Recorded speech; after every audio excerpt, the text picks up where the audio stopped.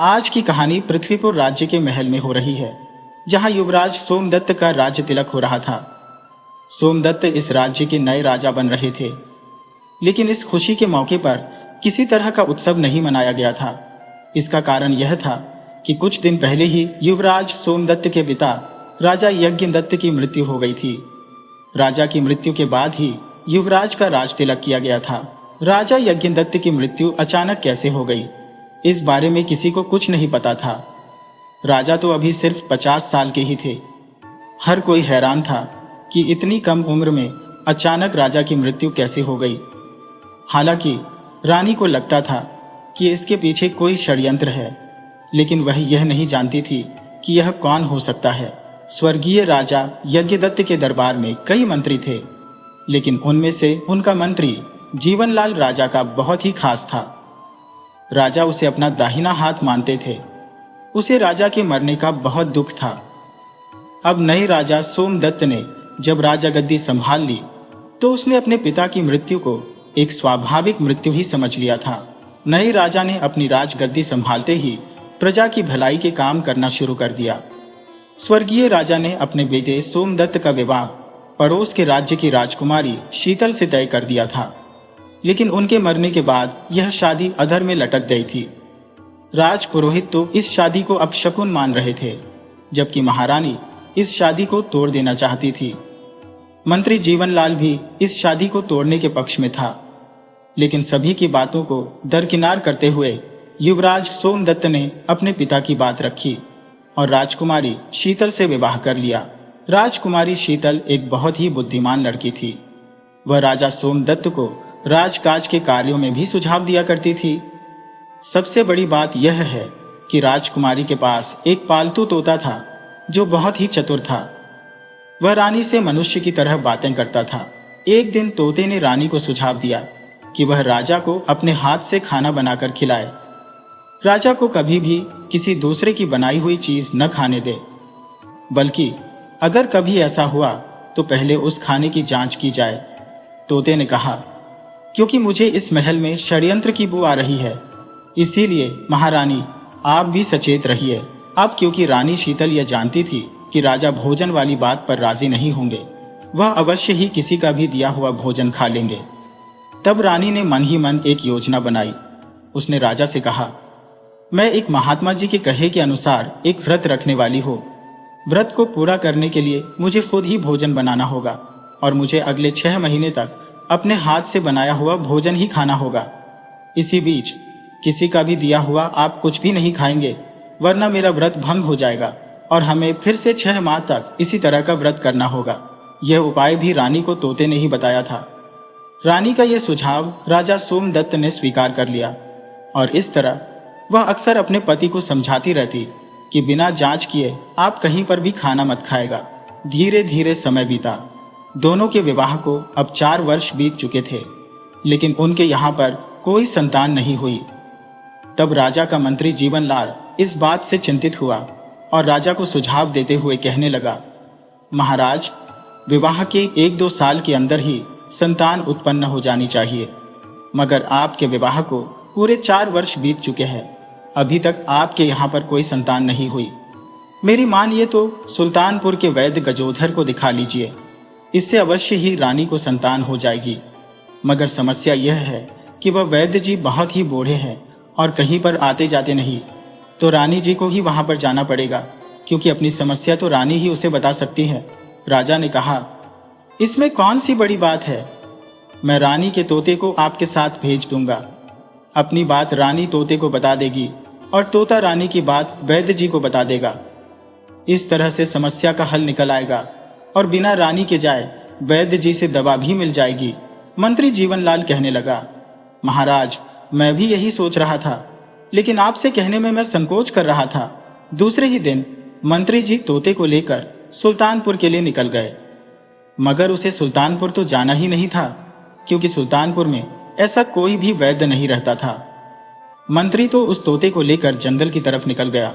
तब तोते को यह शंका हुई कि मंत्री सुल्तानपुर का रास्ता छोड़कर जंगल की तरफ क्यों जा रहा है, जबकि उसके कहे अनुसार सुल्तानपुर इसके विपरीत दिशा में है। अवश्य ही मंत्री कोई धोखा करने वाला है। तोते को मंत्री ने पहले अपने कंधे पर बिठाया था, मगर अब उसने तोते को बड़ी ही मजबूती से अपने हाथों में पकड़ लिया था।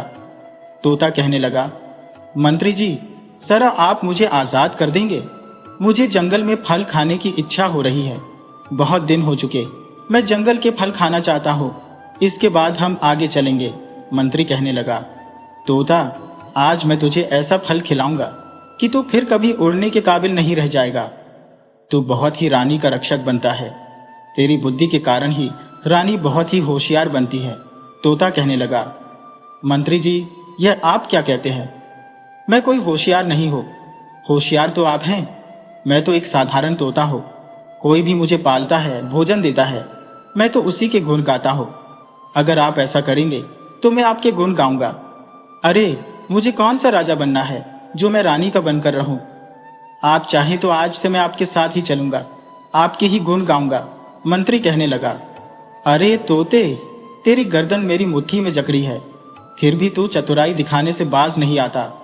तू क्या मुझे बेवकूफ समझता है? मैंने तो अपने दुश्मनों के कुत्ते और बिल्लियों को भी नहीं छोड़ा। तुझे नहीं पता कि राजा के पिता यज्ञदत्त को भी मैंने ही मारा था। सारे जासूस और गुप्तचर पता लगाते रह गए और मेरा कुछ नहीं उखाड़ पाए। मैंने ऐसा कोई सबूत छोड़ा ही नहीं कि जिससे कोई मुझ पर शक कर सके। मैं तुम्हें यहीं पर मार दूंगा और रानी को जाकर कह दूंगा कि आपके तोते को कोई तोती मिल गई। और बस फिर क्या था, मैं तो देखता ही रह गया और तोता तोती के साथ उड़ गया। तोता कहने लगा, मंत्री जी, आप राजा और रानी के साथ जो भी करना चाहते हैं वह करो। मुझे उस बात से क्या लेना देना। इस राज्य का राजा चाहे जीवित रहे या मर जाए, मुझे उससे कोई फर्क नहीं पड़ता।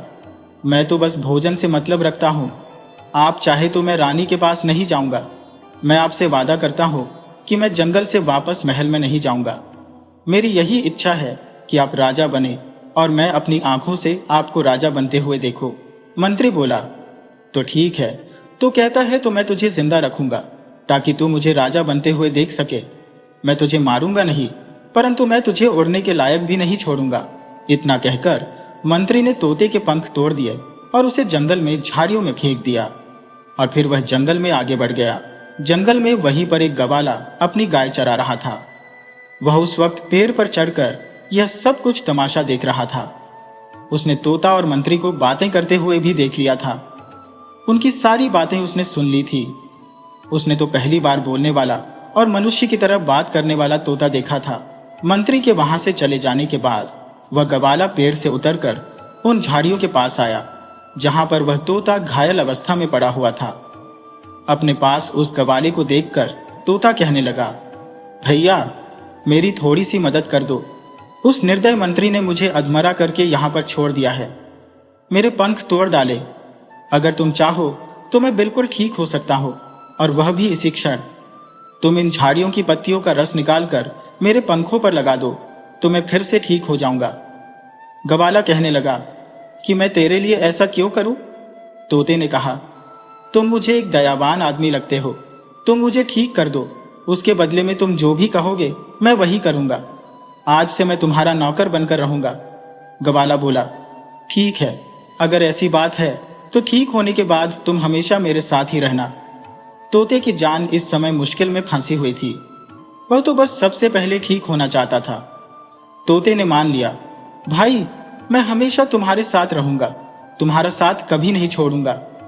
तो गवाले ने तुरंत झाड़ियों की पत्तियों का रस निकालकर तोते के टूटे हुए पंखों पर लगा दिया। कुछ ही क्षणों में तोता बिल्कुल ठीक हो गया और उड़कर वह गवाले के पास आ गया। कहने लगा, भैया, आज से तुम ही मेरे मालिक हो और मैं आपका नौकर हूं, लेकिन सबसे पहले तुम मेरा एक काम कर दो। गवाला बोला, अरे, अभी तो एक क्षण भी नहीं हुआ कि तुम मुझे आदेश देने लगे। तोता बोला, मालिक, मैं तो आपकी भलाई की बात कर रहा हूं। तुम अगर मेरी छोटी छोटी बातें मानोगे तो मैं एक दिन तुम्हें राजा बना दूंगा। अभी तुमने देखा कि मेरी बताई हुई दवा से 1 मिनट के अंदर ही मेरे पंख ठीक हो गए। इसी तरह से मैं कई और औषधियों के बारे में जानता हूं और इससे मैं तुम्हें धनवान बना दूंगा। शायद आपकी तो अभी शादी भी नहीं हुई, मैं आपकी शादी भी करवा दूंगा।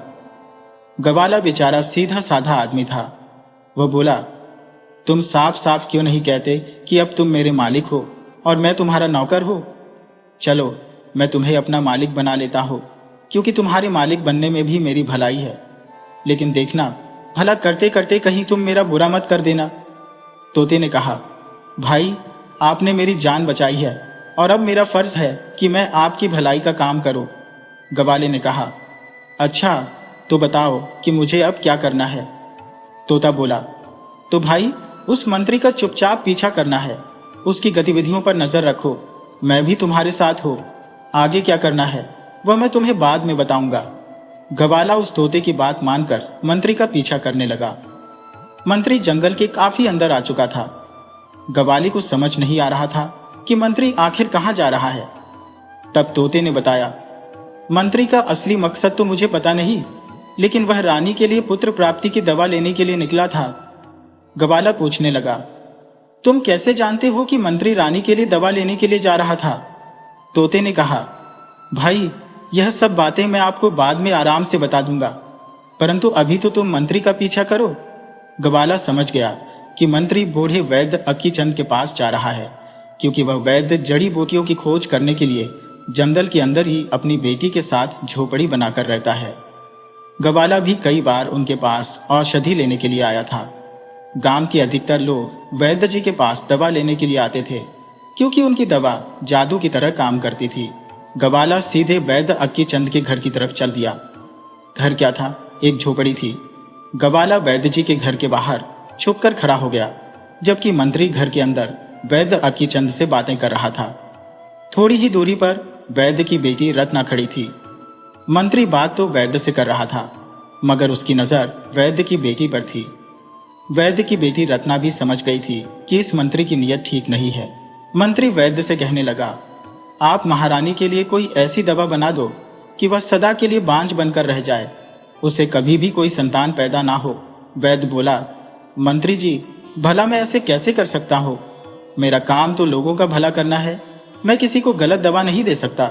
मंत्री ने कहा, देखो, मैं जितना कहता हूँ बस तुम उतना करो, क्योंकि इसी में तुम्हारी भलाई है। आज नहीं तो कल मैं इस राज्य का राजा बन जाऊंगा। उसके बाद मैं तुम्हारी बेटी को अपनी रानी बना लूंगा। वैद्य मंत्री की यह धमकी सुनकर डर गया और उसने तुरंत मंत्री को एक दवा दे दी और मंत्री से कहने लगा, आपको हर हफ्ते यह दवा लेकर जानी होगी। 3 महीने तक इस औषधि का सेवन करने के बाद रानी कभी भी मां नहीं बन सकेगी। मंत्री ने उसी समय वैद्य को 500 स्वर्ण मुद्राएं दे दी। स्वर्ण मुद्राएं देखकर वैद्य की आंखें चमक उठी। जब मंत्री वहां से दवा लेकर चला गया तो वैद्य अपनी बेटी से कहने लगा, बेटी, मैं तो ऐसे ही उस मंत्री से डर रहा था। वह तो बड़ा ही भला आदमी था। अगर किसी तरह से वह राजा बन गया तो तेरा विवाह मंत्री से करवा दूंगा। रत्ना कहने लगी, पिताजी, आप जानते हैं कि वह एक धूर्त आदमी है। वह हमारे राजा और रानी के साथ गलत करने जा रहा है। आपको उसका साथ नहीं देना चाहिए। मैं किसी गरीब से विवाह कर लूंगी, लेकिन ऐसे धूर्त मंत्री से विवाह कभी नहीं करूंगी। वैद्य बोला, बेटी, राजाओं महाराजाओं की जिंदगी का क्या भरोसा? आज है, कल नहीं। अगर कल को यह मंत्री राजा बन गया तो हम लोगों के वारे न्यारे हो जाएंगे। उधर तोते ने यह देख लिया था कि मंत्री राज दरबार के लिए लौट गया है, तो वह गवाले से कहने लगा, भैया, जल्दी से मुझे वैद्य जी के पास ले चलो। और वे दोनों वैद्य के पास आ गए। तोता वैद्य से बात करते हुए कहने लगा, वैद्य जी, आप एक राजा के साथ गद्दारी कर रहे हो। मैंने सब कुछ देख लिया है। मैं उसी रानी का तोता हूं जिसे आपने गलत औषधि दी है। राजा से कहकर मैं आपको फांसी पर लटक दूंगा। वैद्य घबरा गया कि यह नई मुसीबत कहां से आ गई। ये बोलता हुआ तोता और ये गवाला कहां से आ गए? अगर मैंने मंत्री का साथ दिया तो मुझे भी फांसी हो जाएगी। वह कहने लगा, भाई तोता, इसमें मेरी कोई गलती नहीं। जब आपने सारी घटना अपनी आंखों से देख ही ली है तो आपने यह भी देख लिया होगा कि वह मंत्री मेरी बेटी को मोहरा बनाकर जबरदस्ती मुझसे दवा लेकर गया है। तुम मेरी मजबूरी को समझो और मुझे बचा लो। तो तोते ने कहा कि तुम्हारा अपराध तो राजद्रोह का है और तुम्हें फांसी लगना तय है। तुम्हें कोई नहीं बचा सकता। हाँ, अगर तुम्हारी बेटी चाहे तो तुम्हें बचा सकती है। अगर वह मेरे दोस्त इस गवाले के साथ शादी कर ले तो मैं तुम्हें बचा लूंगा, बल्कि मैं तुम्हें राजा के दरबार में राजवैद्य भी बनवा दूंगा। वैद्य के कुछ बोलने से पहले ही उसकी बेटी रत्ना कहने लगी, मैं अपने पिता की जान बचाने के लिए अभी इसी वक्त इस गवाले से शादी करने को तैयार हूं, मगर पिताजी को भी इस बात का वचन देना होगा कि वह रानी को अब गलत दवा नहीं देंगे, बल्कि उस मंत्री को धोखे में रखेंगे और रानी को संतान प्राप्ति की दवा देंगे। वैद्य कहने लगा, बेटी, तुमने बिल्कुल ठीक कहा। आज नहीं तो कल मंत्री की पोल तो खुल ही जाएगी, उसके पापों का घड़ा अवश्य ही भर जाएगा। अब मैं रानी को ऐसी दवा दूंगा कि अवश्य ही उसे संतान की प्राप्ति होगी। वैद्य ने उसी समय अपनी बेटी का विवाह गवाले से करवा दिया। गवाले ने तो कभी सपने में भी नहीं सोचा था कि इतनी जल्दी उसे इतनी सुंदर पत्नी मिल जाएगी, और यह सब उस तोते के कारण हुआ है। वह तोते को और अपनी पत्नी को लेकर अपने घर वापस लौट गया। उधर मंत्री जब राजा के दरबार में आया तो उसके साथ तोता नहीं था। यह देखकर रानी को हैरानी हुई कि मेरा तोता कहां पर गया। मंत्री ने तो पहले से ही सोच रखा था कि उसे तोते के बारे में रानी को क्या कहना है। वह रानी के पूछने से पहले ही बोल पड़ा, महारानी जी, आपके तोते ने तो गजब कर दिया। जब वह मेरे साथ जा रहा था तो उसकी नजर एक तोती पर पड़ गई। उसे देखते ही आपका तोता उस पर आशिक हो गया और वह मेरे कंधे से उड़ गया। मैंने उसकी बहुत विनती की कि ऐसी गलती मत करो, तुम मेरे साथ राज दरबार वापस लौट चलो, लेकिन वो तोता मेरी बात को नहीं माना। मंत्री की बात सुनकर रानी को विश्वास नहीं हो रहा था कि उसका तोता भला ऐसा क्यों करेगा, क्योंकि उसके तोते को राजमहल में किसी भी तरह की कोई पाबंदी नहीं थी। जरूर इस मंत्री ने कोई ना कोई गड़बड़ की है। लेकिन राजा ने मंत्री की बात पर भरोसा कर लिया और कहने लगा, छोड़ो उस तोते को, पहले यह बताओ कि तुम औषधि लेकर आए या नहीं। मंत्री कहने लगा, हाँ महाराज, मैं दवा लेकर आया हूं। यह कहते हुए उसने दवा की शीशी राजा को थमा दी, जिसमें वह रानी के लिए औषधि लेकर आया था। मगर राजा की लापरवाही के कारण वह शीशी हाथ से छूटकर फर्श पर जा गिरी और टूट गई। मंत्री को इस बात पर बहुत ही अफसोस हुआ, क्योंकि उसकी इतनी मेहनत पर पानी फिर गया था और वह बड़ी ही मुश्किल से 500 स्वर्ण मुद्राएं देकर रानी को बांझ बनाने की दवा लेकर आया था, और यह दवा इस बेवकूफ राजा की बेवकूफी से बेकार हो गई। मंत्री को क्या पता था कि भगवान जिसका बुरा नहीं चाहते उसका बुरा कोई नहीं कर सकता। राजा ने मंत्री को आदेश दिया, मंत्री जी, आज तो आप थक गए होंगे और आराम कीजिए, लेकिन कल फिर आप दोबारा से दवा लेने के लिए सुल्तानपुर के वैद्य गजोधर के पास जाइए। मंत्री बोला, ठीक है महाराज, अब तो मुझे जाना ही पड़ेगा। दूसरे ही दिन मंत्री वापस जंगल में वैद्य के पास पहुंच गया। वैद्य को आश्चर्य हुआ कि अभी तो कल ही मंत्री जी दवा लेकर गए थे, इतनी जल्दी फिर से क्यों आ गए। शायद यह मेरी बेटी के लिए आया होगा। भला हो उस तोते का जिसने मेरी बेटी का विवाह उस गवाले से करवा दिया। मंत्री कहने लगा, वैद्य जी, कल की दवा तो उस बेवकूफ राजा की वजह से गिरकर बेकार हो गई। यह सुनकर वैद्य मन ही मन में भगवान को धन्यवाद देने लगा। हे भगवान, आपने मुझे एक बहुत बड़ा अपराध करने से बचा लिया। मैंने कभी भी जिंदगी में किसी को कोई गलत दवा नहीं दी, मगर इस दुष्ट मंत्री ने मुझसे बहुत बड़ा अपराध करवा दिया था और आपने मुझे बचा लिया। वह मंत्री से कहने लगा, कोई बात नहीं मंत्री जी, मैं आपको दूसरी दवा दे देता हूं। इस बार वैद्य ने मंत्री को संतान प्राप्ति की अचूक दवा दे दी और कहने लगा, मंत्री जी, यह दवा पूरे 2 महीने की है। आप कहां रोज रोज दौड़ दौड़ कर जंगल में आते रहेंगे। यह दवा ले जाइए और रानी को दे दीजिए, आपका काम हो जाएगा। इसी बीच मंत्री की निगाहें वैद्य की बेटी को ढूंढ रही थी, मगर वह कहीं दिखाई नहीं दे रही थी। मंत्री से रहा न गया तो उसने पूछा, वैद्य जी, आपकी बेटी कहां पर है, दिखाई नहीं दे रही। वैद्य बोला, मंत्री जी, वो बात यह है कि मैंने अपनी बेटी का विवाह बचपन में ही कर दिया था और कल ही उसका पति उसे विदा करवा के ले गया।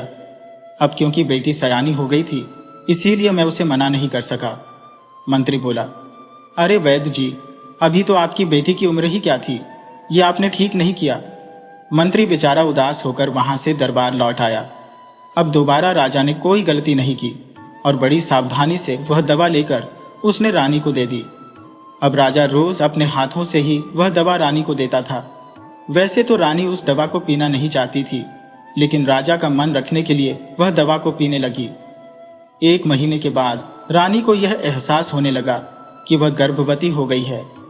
तब रानी ने यह खुशखबरी राजा को सुनाई कि आप पिता बनने वाले हैं। यह सुनकर राजा खुशी के मारे उछल पड़ा। वह सबसे पहले यह खबर अपने मंत्री जीवनलाल को देना चाहता था।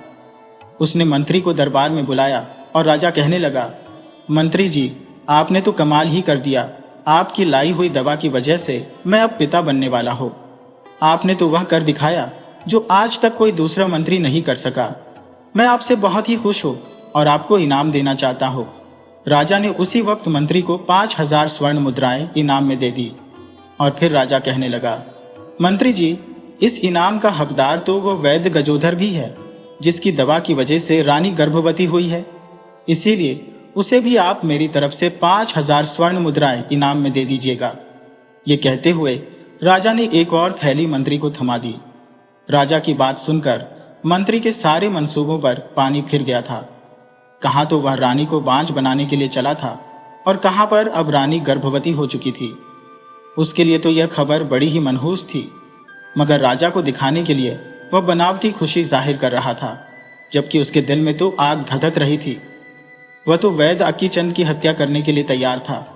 वह राजा से कहने लगा, महाराज, मैं इसी समय इस खुशी को वैद्य जी को बताना चाहता हूं। राजा ने कहा, ठीक है मंत्री जी, आप जा सकते हैं।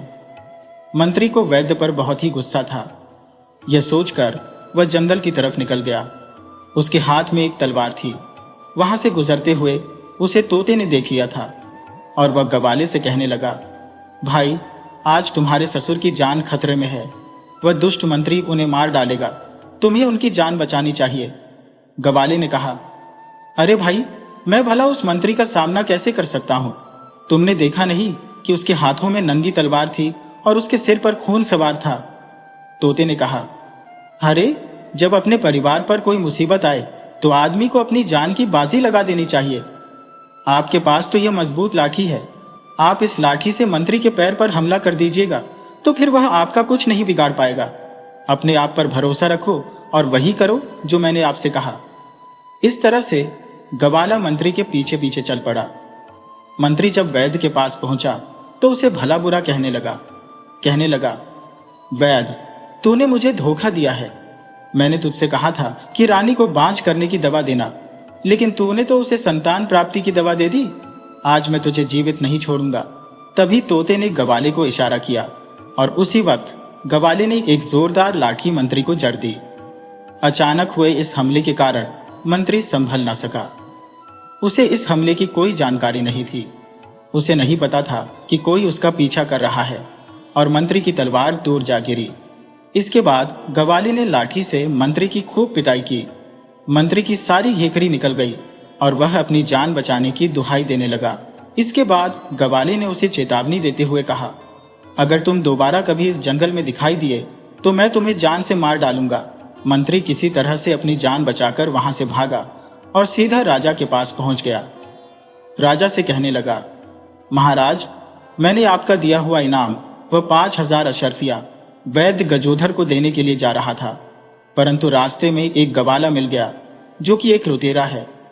उसने अचानक मुझ पर हमला कर दिया और वह स्वर्ण मुद्राओं की थैली मुझसे छीन ली। साथ ही साथ उसने मुझे बहुत मारा और मुझे धमकी दी है कि अगर मैंने 5000 स्वर्ण मुद्राएं और लाकर उसे नहीं दी तो वह मुझे जान से मार डालेगा। महाराज, अब आप ही मेरी रक्षा कीजिए। उस डाकू को गिरफ्तार करवाइए और उसे फांसी पर चढ़ा दीजिए। राजा ने कहा, मंत्री जी, बिल्कुल ऐसा ही होगा। मैं उस दुष्ट गवाले को फांसी पर चढ़ दूंगा। राजा के आदेश पर सैनिक गवाले को पकड़कर राज दरबार में ले आए। गवाले ने बहुत देर तक अपनी सफाई देने की कोशिश की, लेकिन राजा ने उसकी एक न सुनी और सैनिकों को आदेश दिया कि इसे ले जाकर फांसी पर चढ़ा दिया जाए। रानी शीतल, जो कि उस समय वहीं पर थी, वह राजा से कहने लगी, महाराज, जरा रुकिए। जब तक हमारी संतान का जन्म नहीं हो जाता आप किसी भी तरह का कोई अशुभ काम मत कीजिए। किसी को भी फांसी की सजा मत दीजिए। इतने दिनों के लिए आप इस गवाले की सजा पर रोक लगा दीजिए। जब हमारे बेटे का जन्म हो जाएगा उसके बाद ही इसे फांसी पर लटकाया जाए। राजा ने रानी की यह बात मान ली और गवाले को कारागार में डाल दिया गया, जबकि मंत्री मन महसूस कर रह गया कि यह गवाला अब 7-8 महीने के लिए बच गया। मगर कोई बात नहीं, इसे फांसी तो हर हालत में होकर रहेगी। उधर अगले दिन वो तोता उड़कर रानी के पास आया। तोते को उम्मीद थी कि रानी उसकी बात सुनेगी, मगर ऐसा नहीं हुआ। रानी तोते को देखकर बिल्कुल भी खुश नहीं हुई। तोता रानी से मंत्री की शिकायत करने लगा तो रानी ने उसकी बात सुनने से इनकार कर दिया और वह कहने लगी, मुझे तुम्हारी मनगढ़ंत बातें नहीं सुननी। तुम इसी समय यहां से लौट जाओ अपनी तोती के पास। मैंने तुम्हें अपने बेटे की तरह पाला था और तुमने ऐसी हरकत की। इसी वक्त यहां से लौट जाओ, वरना मैं तुम्हें मार डालूंगी। और जिस मंत्री की तुम शिकायत कर रहे हो, उसी के द्वारा लाई गई औषधि के कारण मैं गर्भवती हुई हूं। तोता समझ गया कि अभी रानी उसकी बात नहीं सुनेगी। तोता वहां से उड़कर वापस कव्वाली की पत्नी के पास गया और उसे दिलासा देते हुए कहने लगा, इस समय दुख की आंधी चल रही है, हमें चुपचाप इसे सहन करना होगा और सही समय का इंतजार करना होगा। इसी तरह से 7-8 महीने बीत गए। रानी शीतल ने एक सुंदर पुत्र को जन्म दिया। महल में खुशियों की लहर दौड़ गई, मगर मंत्री जीवनलाल के सीने पर अब सांप लौटने लगे थे। अब तो वह उस बच्चे को नुकसान पहुंचाने की फिराक में रहने लगा, क्योंकि अब उसे महल में कोई रोकने टोकने वाला नहीं था। वह जब चाहे अपनी मनमानी कर सकता था। उसने नन्हे राजकुमार की हत्या करवाने के लिए एक योजना बना ली थी। वह एक सपेरे की मदद से राजकुमार को मारना चाहता था, जबकि तोता तो मंत्री के पीछे ही पड़ गया था। वह हर समय मंत्री के पीछे लगा रहता और महल के आसपास के पेड़ों पर ही बैठा रहता, जबकि मंत्री अपने मन में उस तोते को लेकर बिल्कुल निश्चिंत हो चुका था। वह तो यही जानता था कि तोता तड़प तड़प कर जंगल में मर गया होगा। तोते ने मंत्री और सपेरे की सारी बातें सुन ली थी। एक बार फिर से वह रानी के पास गया और कहने लगा, रानी, आप अपने बच्चे को लेकर सावधान रहिए। मैंने मंत्री और सपेरे की सारी बातें सुनी है। रानी कहने लगी, चुप हो जा तोते, मैं मंत्री के बारे में कुछ नहीं सुनना चाहती। अगर तू दोबारा यहां पर आया तो सचमुच मैं तुझे मार ही डालूंगी। आइंदा मेरे पास कभी मत आना और मंत्री के खिलाफ मेरे सामने जहर उगलने की कोशिश मत करना। तोते ने जब यह देखा कि रानी पर मेरी बातों का कोई असर नहीं हो रहा, तो वह राजा सोमदत्त की मां के पास गया, क्योंकि रानी के बाद अगर राजा किसी की बात सुनता था तो वह अपनी मां की बात सुनता था। राजमाता को तो पहले से ही संदेह था कि मंत्री ने षड्यंत्र करके उसके स्वर्गीय पति की हत्या की है। जब तोता राजमाता के पास गया तो वह उसकी बात सुनने को तैयार हो गई। उसने सपेरे और मंत्री की बात राजमाता को बता दी और यह भी बताया कि कल रात को मंत्री गुप्त दरवाजे से सपेरे को लेकर रानी के कमरे में जाएगा और तब वह सपेरा एक जहरीला सांप राजकुमार के पास छोड़ देगा। वह सांप राजकुमार को डस लेगा और इस तरह से राजकुमार मर जाएगा। आप चाहे तो राजकुमार को बचा सकती हैं। तोते की बात राजमाता की समझ में आ गई।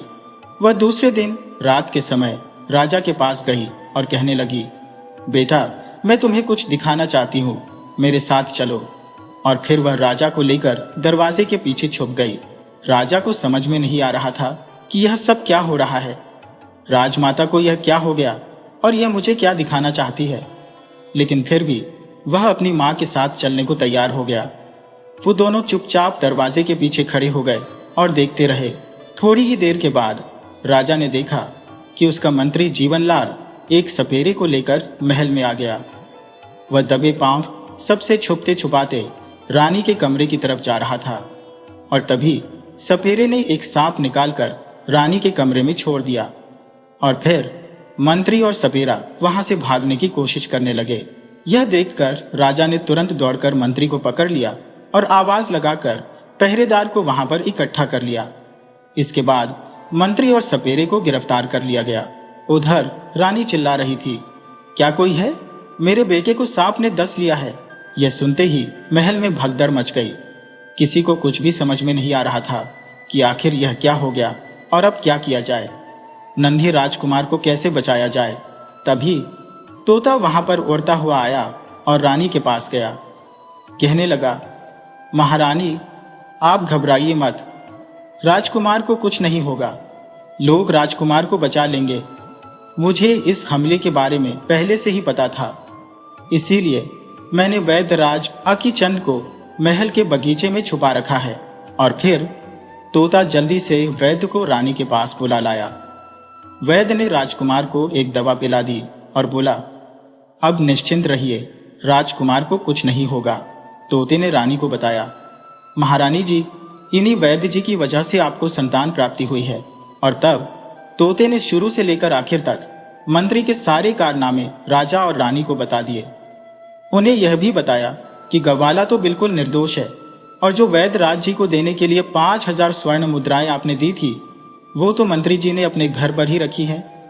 बाकी सब कुछ आपने अपनी आंखों से देख लिया है, और यहाँ तक कि आपके पिता का हत्यारा भी वह मंत्री ही है। अब क्योंकि मंत्री रंगे हाथों पकड़ा जा चुका था और उसके सारे अपराध अब राजा के सामने थे, तो राजा ने मंत्री को फांसी पर चढ़ाने की आज्ञा दे दी और तोते से कहने लगा, मुझे माफ कर दो, मंत्री की बातों में आकर मैंने तुम्हें बुरा भला कहा। अब तुम बताओ कि तुम्हारे इस उपकार का बदला मैं कैसे चुकाऊं। तोते ने कहा, महाराज, पहले तो आप गवाले को आजाद करवा दीजिए और उसे अपने दरबार में मंत्री रख लीजिए, और हमारे वैद्य जी को आप अपना राज्य वैद्य बना लीजिए। राजा ने कहा, ठीक है, ऐसा ही होगा। और इस तरह से तोते की सहायता से राजा सोमदत्त ने बहुत लंबे समय तक अपनी प्रजा की सेवा की।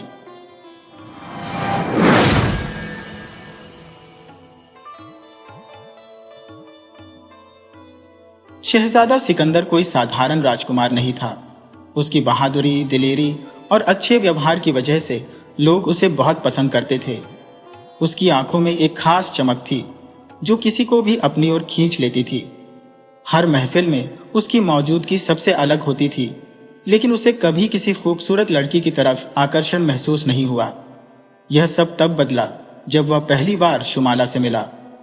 एक दिन सिकंदर अपने शाही घोड़े पर सवार होकर जंगल के पास एक झील के किनारे आया। यह झील एक पुरानी कहानी की वजह से मशहूर थी। लोग कहते थे कि यह कोई साधारण जगह नहीं है, बल्कि परियों के नहाने की जगह है। लेकिन सिकंदर ऐसी बातों पर विश्वास नहीं करता था। उस दिन हवा में एक अजीब सा सुकून था। झील का पानी इतना साफ था कि उसमें आसमान का प्रतिबिंब दिखाई दे रहा था। सिकंदर घोड़े से उतरकर पानी को देखने लगा। तभी एक आवाज आई, तुम कौन हो? सिकंदर ने जिंदगी में बहुत सी आवाजें सुनी थी, लेकिन यह आवाज बिल्कुल अलग थी। बहुत ही नरम और मधुर, ऐसी कि सुनने वाला बार बार सुनना चाहे। जैसे ही सिकंदर ने मुड़कर देखा, वह खुद को संभाल नहीं सका। उसके सामने एक खूबसूरत लड़की खड़ी थी, जिसके गीले बाल उसकी कमर तक लहरा रहे थे। उसकी आंखें समंदर की गहराई जैसी थी और उसकी सफेद पोशाक हवा में लहरा रही थी। मैं सिकंदर हूँ, इस सल्तनत का शहजादा। लेकिन तुम कौन हो? सिकंदर ने हैरानी से पूछा। लड़की ने हल्की मुस्कान के साथ जवाब दिया, तुम्हारी दुनिया में मेरा नाम शुमाला है। सिकंदर की सांसें थम गईं। वह यकीन नहीं कर पा रहा था कि वह वाकई एक परी से मिल रहा है। तुम इंसानों की दुनिया में क्या कर रही हो? उसने पूछा। मैं यहां अक्सर आती हूँ। तुम्हारी दुनिया मेरे लिए नई नहीं है, लेकिन आज पहली बार किसी इंसान ने मुझे देख लिया, शुमाला ने कहा। उसकी आंखों में एक हल्की सी चमक थी। सिकंदर ने महसूस किया कि उसके दिल की धड़कन तेज हो रही है। यह मुलाकात बहुत छोटी थी, लेकिन इसने सिकंदर के दिल में एक अनोखा एहसास जगा दिया। उसके बाद सिकंदर हर रात उसी झील के किनारे जाने लगा। शुमाला को यह जानकर हैरानी हुई कि वह उसे देखने के लिए बार बार आता था। धीरे धीरे दोनों के बीच बातचीत होने लगी। शुमाला ने सिकंदर को परियों की दुनिया की कहानियां सुनाई और सिकंदर ने उसे इंसानों की दुनिया के किस्से बताए। जब वह हंसती तो ऐसा लगता जैसे झरनों की आवाजें गूंज रही हो। जब वह बोलती तो लगता जैसे हवा में मिठास घुल रही हो। सिकंदर का दिल कब उस खूबसूरत परी के प्यार में पड़ गया, उसे खुद भी पता नहीं चला। और शुमाला, जिसने कभी किसी इंसान को इतने करीब से नहीं देखा था, सिकंदर के अच्छे व्यवहार और प्यार में खोती चली गई। लेकिन इस प्यार के रास्ते में एक बड़ी मुश्किल थी। परियों और इंसानों के बीच प्यार संभव नहीं था। शुमाला और सिकंदर की मुलाकातें बढ़ती गई। हर रात जब सारी दुनिया सो जाती, सिकंदर अपने महल से निकलकर झील के किनारे पहुंचता, जहां शुमाला उसका इंतजार कर रही होती। इन दोनों के बीच कोई साधारण बातचीत नहीं होती थी। ये दो अलग अलग दुनियाओं के लोगों का प्यार था, जो किसी भी हद को पार कर सकता था। एक रात जब सिकंदर झील पर पहुंचा, तो उसने शुमाला की आंखों में एक अजीब सा दर्द देखा। आज उसकी मुस्कान में वह पहली जैसी चमक नहीं थी। क्या हुआ शुमाला? सिकंदर ने उसके हाथों को धीरे से छूते हुए पूछा। शुमाला ने गहरी सांस ली और झील के पानी में अपनी परछाई देखने लगी। उसकी आवाज धीमी लेकिन गहरी थी। सिकंदर, मैं तुमसे एक सच छुपा रही थी। हमारे बीच प्यार असंभव है। सिकंदर के चेहरे पर हैरानी छा गई। असंभव? प्यार कभी असंभव नहीं होता शुमाला। मैं तुम्हें पूरी दुनिया के सामने स्वीकार करने के लिए तैयार हूं, लेकिन मेरी दुनिया मुझे तुम्हारे साथ रहने की इजाजत नहीं देगी। शुमाला ने बताया कि परियों की दुनिया का सबसे बड़ा कानून यही था कि कोई भी परी किसी इंसान से प्यार नहीं कर सकती। अगर कोई ऐसा करती है तो उसे परियों की दुनिया से निकाल दिया जाता है। सिकंदर ने चुपचाप उसकी बात सुनी, लेकिन कुछ पल बाद उसकी आंखों में वही पुरानी दृढ़ता लौट आई। अगर तुम मेरी नहीं हो सकती तो मैं परियों की दुनिया जाने के लिए तैयार हो, उसने बिना डरे कहा। शुमाला की आंखें नम हो गईं। तुम नहीं जानते, परियों की दुनिया का सफर इंसानों के लिए आसान नहीं है। वहां का वातावरण, वहां के नियम, वहां की परंपराएं, कोई भी तुम्हें स्वीकार नहीं करेगा। और अगर उन्हें हमारे प्यार का पता चला तो वे तुम्हें जिंदा नहीं छोड़ेंगे। इस रात के बाद शुमाला कई दिनों तक नहीं आई। सिकंदर हर रोज उसी झील के किनारे घंटों बैठा रहता, लेकिन शुमाला का कोई अता पता नहीं था। उसका दिल टूट रहा था, लेकिन उसे यकीन था कि यह प्यार इतनी आसानी से खत्म नहीं हो सकता। एक रात जब वह हमेशा की तरह झील के किनारे बैठा था, उसे हवा में हलचल महसूस हुई। वह मुड़ा और उसकी सांसें थम गईं। शुमाला उसके सामने खड़ी थी, लेकिन उसकी आंखों में बहुत ज्यादा डर था। सिकंदर, हमें फौरन यहां से जाना होगा, शुमाला ने घबराई हुई आवाज में कहा। सिकंदर उसकी परेशान आंखों को देखकर चिंतित हो गया। क्या हुआ शुमाला? तुम इतनी परेशान क्यों हो? शुमाला ने इधर उधर देखा, जैसे उसे डर हो कि कोई उन्हें देख न ले। उसकी आवाज कांप रही थी। परियों की दुनिया में हमारे प्यार का राज खुल चुका है सिकंदर। बुजुर्ग दरबारी अफरीदून ने बादशाह को सब कुछ बता दिया है। अब मेरा वहां रहना असंभव हो गया है। सिकंदर के दिल में गुस्से की लहर दौड़ गई। तो क्या हुआ? मैं तुम्हें अपने महल में ले चलूंगा, मैं पूरी दुनिया से लड़ जाऊंगा। लेकिन शुमाला ने उदासी से सिर झुका लिया। तुम नहीं जानते सिकंदर, इंसानों की दुनिया में कदम रखने से पहले ही परियों की दुनिया के नियम मेरा रास्ता रोक लेंगे। अगर मैं तुम्हारे साथ रहने का फैसला करती हूँ तो मुझे अपनी सारी शक्तियां खोनी होंगी। मैं सिर्फ एक साधारण इंसान बन जाऊंगी और परियों की दुनिया मुझे हमेशा के लिए अपना दुश्मन समझ लेगी। सिकंदर ने शुमाला की उंगलियों को अपने हाथों में ले लिया। अगर तुम्हें अपनी परी होने की शक्तियां भी छोड़नी पड़े तब भी मैं तुम्हें स्वीकार करूंगा। क्या तुम मेरे साथ चलोगी? शुमाला की आंखों से आंसू छलक पड़े। क्या तुम मुझसे इतना प्यार करते हो सिकंदर? प्यार से बढ़कर शुमाला, ये मेरी आत्मा की पुकार है। मैं तुम्हारे बिना जी नहीं सकता। शुमाला ने गहरी सांस ली। तो फिर मुझे कुछ समय दो, मैं परीलोक जाकर सबको बताऊंगी कि मैंने सिकंदर को चुना है। अगर उन्होंने मुझे जाने दिया तो मैं हमेशा के लिए तुम्हारी हो जाऊंगी। सिकंदर ने उसे रोकना चाहा, लेकिन शुमाला ने अपना हाथ धीरे से छुड़ा लिया। मुझे जाना होगा सिकंदर, लेकिन मैं वादा करती हूँ, अगर हमारा प्यार सच्चा है तो कोई भी हमें अलग नहीं कर सकेगा। उस रात सिकंदर बहुत बेचैन रहा। बार बार उसे यह ख्याल सताने लगा कि अगर परीलोक वालों ने शुमाला को सजा दे दी तो क्या होगा? अगर वह कभी वापस नहीं आ सकी तो? लेकिन प्यार का सबसे बड़ा इम्तिहान धैर्य होता है, और सिकंदर को धैर्य रखना था। उसने आसमान की तरफ देखा, जहां चांद अपनी पूरी चमक के साथ जगमगा रहा था। शुमाला, मैं तुम्हारा इंतजार करूंगा। लेकिन उसे नहीं पता था कि परीलोक में जो होने वाला था वह उसके प्यार का सबसे बड़ा इम्तिहान होगा। शुमाला जैसे ही परीलोक पहुंची, उसने महसूस किया कि सब कुछ बदल चुका था। जहां पहले उसके आने से हर तरफ खुशियां फैल जाती थी, अब वही परियां उसे अजीब नजरों से देख रही थी। कोई सिर झुकाई खड़ी थी, कोई कानाफूसी कर रही थी, और कुछ परियों की आंखों में गुस्सा साफ झलक रहा था। जैसे ही वह शाही महल के अंदर दाखिल हुई, बुजुर्ग दरबारी अफरीदून ने उसे रोक लिया। उनकी आंखों में सख्ती और नाराजगी थी। मल्लिका ए आली, आपको फौरन बादशाह ए परीलोक के सामने हाजिर होने का हुक्म दिया गया है। शुमाला को यह सुनकर झटका लगा, लेकिन उसने अपनी हिम्मत नहीं खोई। वह अपने कदमों को संभालती हुई अदालत की तरफ चल पड़ी। उस दिन अदालत में एक अजीब सा सन्नाटा था। सभी परियां वहां जमा थी और उनकी नजरों में हैरानी और गुस्से के मिले जुले भाव थे। शाही तख्त पर बैठे बादशाह एक परीलोक ने शुमाला को देखते ही भारी आवाज में कहा, क्या यह सच है कि तुमने एक इंसानी शहजादे से प्यार कर लिया है? शुमाला ने बिना किसी हिचकिचाहट के जवाब दिया, जी, यह सच है। मैंने सिकंदर से प्यार किया है और यह प्यार मेरी आत्मा का हिस्सा बन चुका है। अचानक अदालत में कानाफूसी होने लगी। परियों के लिए यह एक असंभव बात थी। एक मल्लिका जिसने परीलोक पर राज किया था, वह एक इंसान के लिए अपना सब कुछ छोड़ने को तैयार थी। बादशाह ए परीलोक ने गुस्से से कहा, क्या तुम्हें हमारे कानून याद नहीं? परीलोक की कोई भी परी इंसानों से प्यार नहीं कर सकती। यह एक गंभीर अपराध है। शुमाला की आंखों में आंसू आ गए, लेकिन उसकी आवाज अभी भी मजबूत थी। अगर यह प्यार अपराध है तो मैं इसे स्वीकार करती हूँ, लेकिन मेरा प्यार पवित्र है। मैंने सिकंदर से इश्क किया है, लेकिन कभी परीलोक के नियमों को नुकसान नहीं पहुंचाया।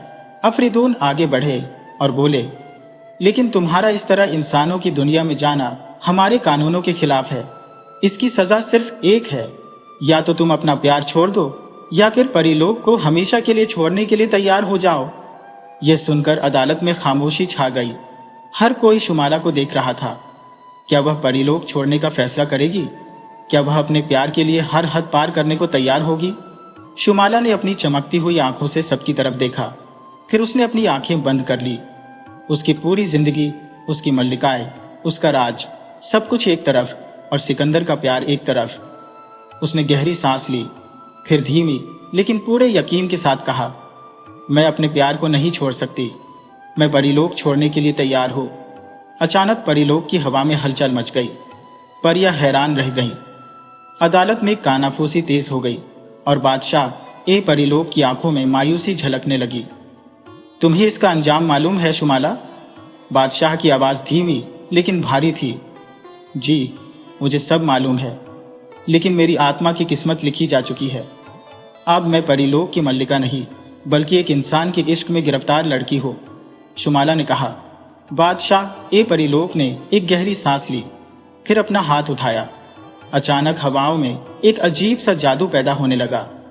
शुमाला के शरीर से हल्की हल्की रोशनी निकलने लगी। धीरे धीरे उसकी परी जैसी चमक मिटने लगी। उसके शरीर की रोशनी कम हो गई और फिर वह किसी साधारण इंसानी औरत की तरह लगने लगी।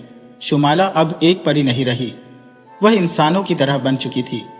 अब वह सिकंदर के पास जाने के लिए आजाद थी। लेकिन क्या इंसानी दुनिया उसे उसी तरह स्वीकार करेगी जैसे सिकंदर ने उसके प्यार को स्वीकार किया था?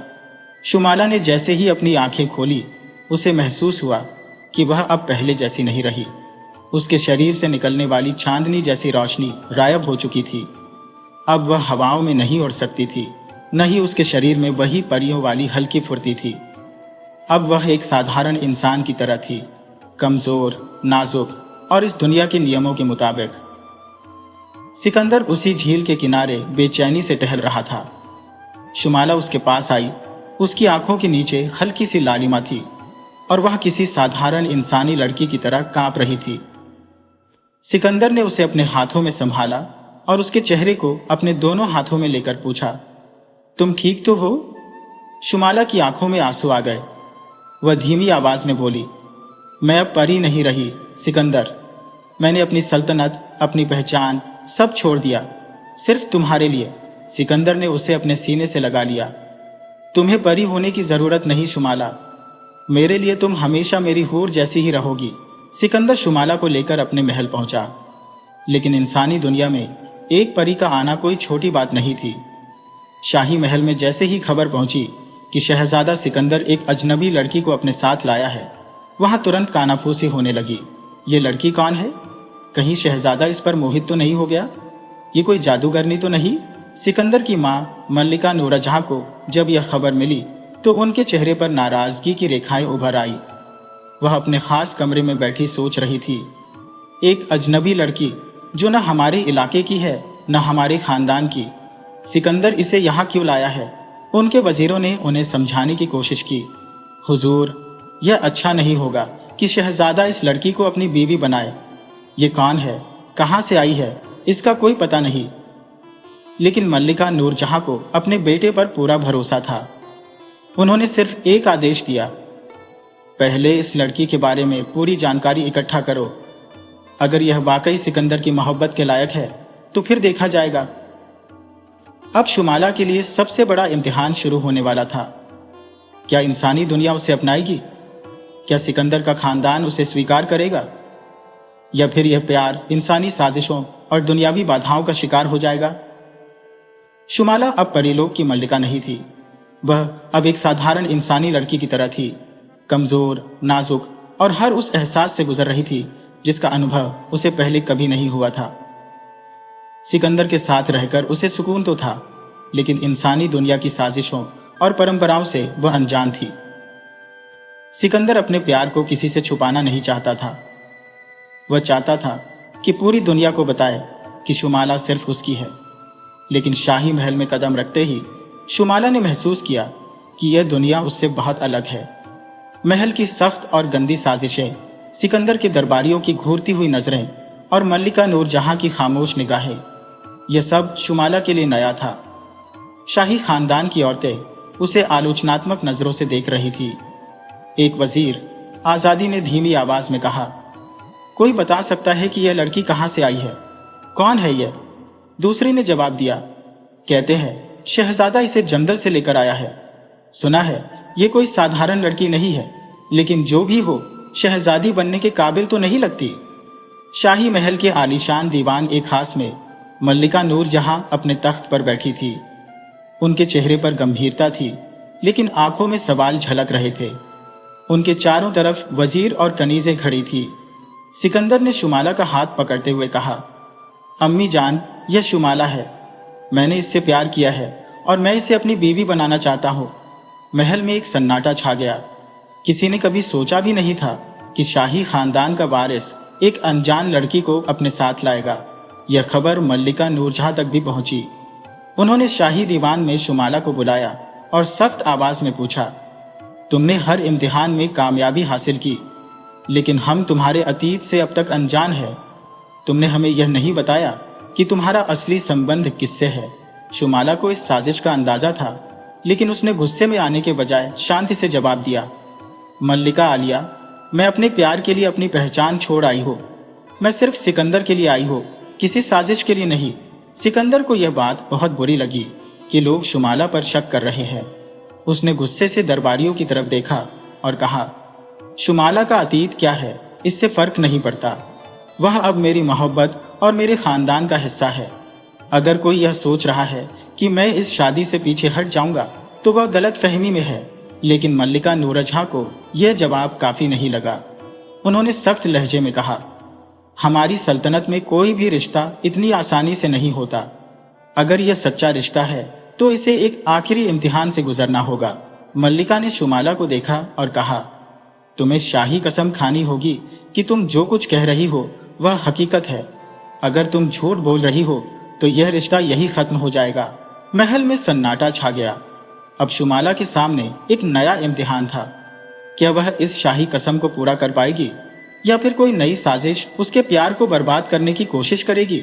शुमाला के सामने अब सबसे मुश्किल इम्तिहान था। अगर वह शाही कसम खा लेती तो इसका मतलब था कि उसे इंसानी दुनिया की परंपराओं को पूरी तरह अपनाना होगा।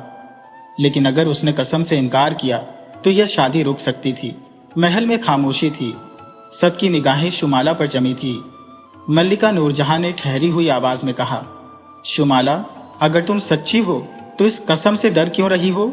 सिकंदर आगे बढ़ा और शुमाला की तरफ देखकर बोला, तुम्हें किसी कसम की जरूरत नहीं है शुमाला। मैंने तुम्हारी सच्चाई अपनी आंखों से देखी है।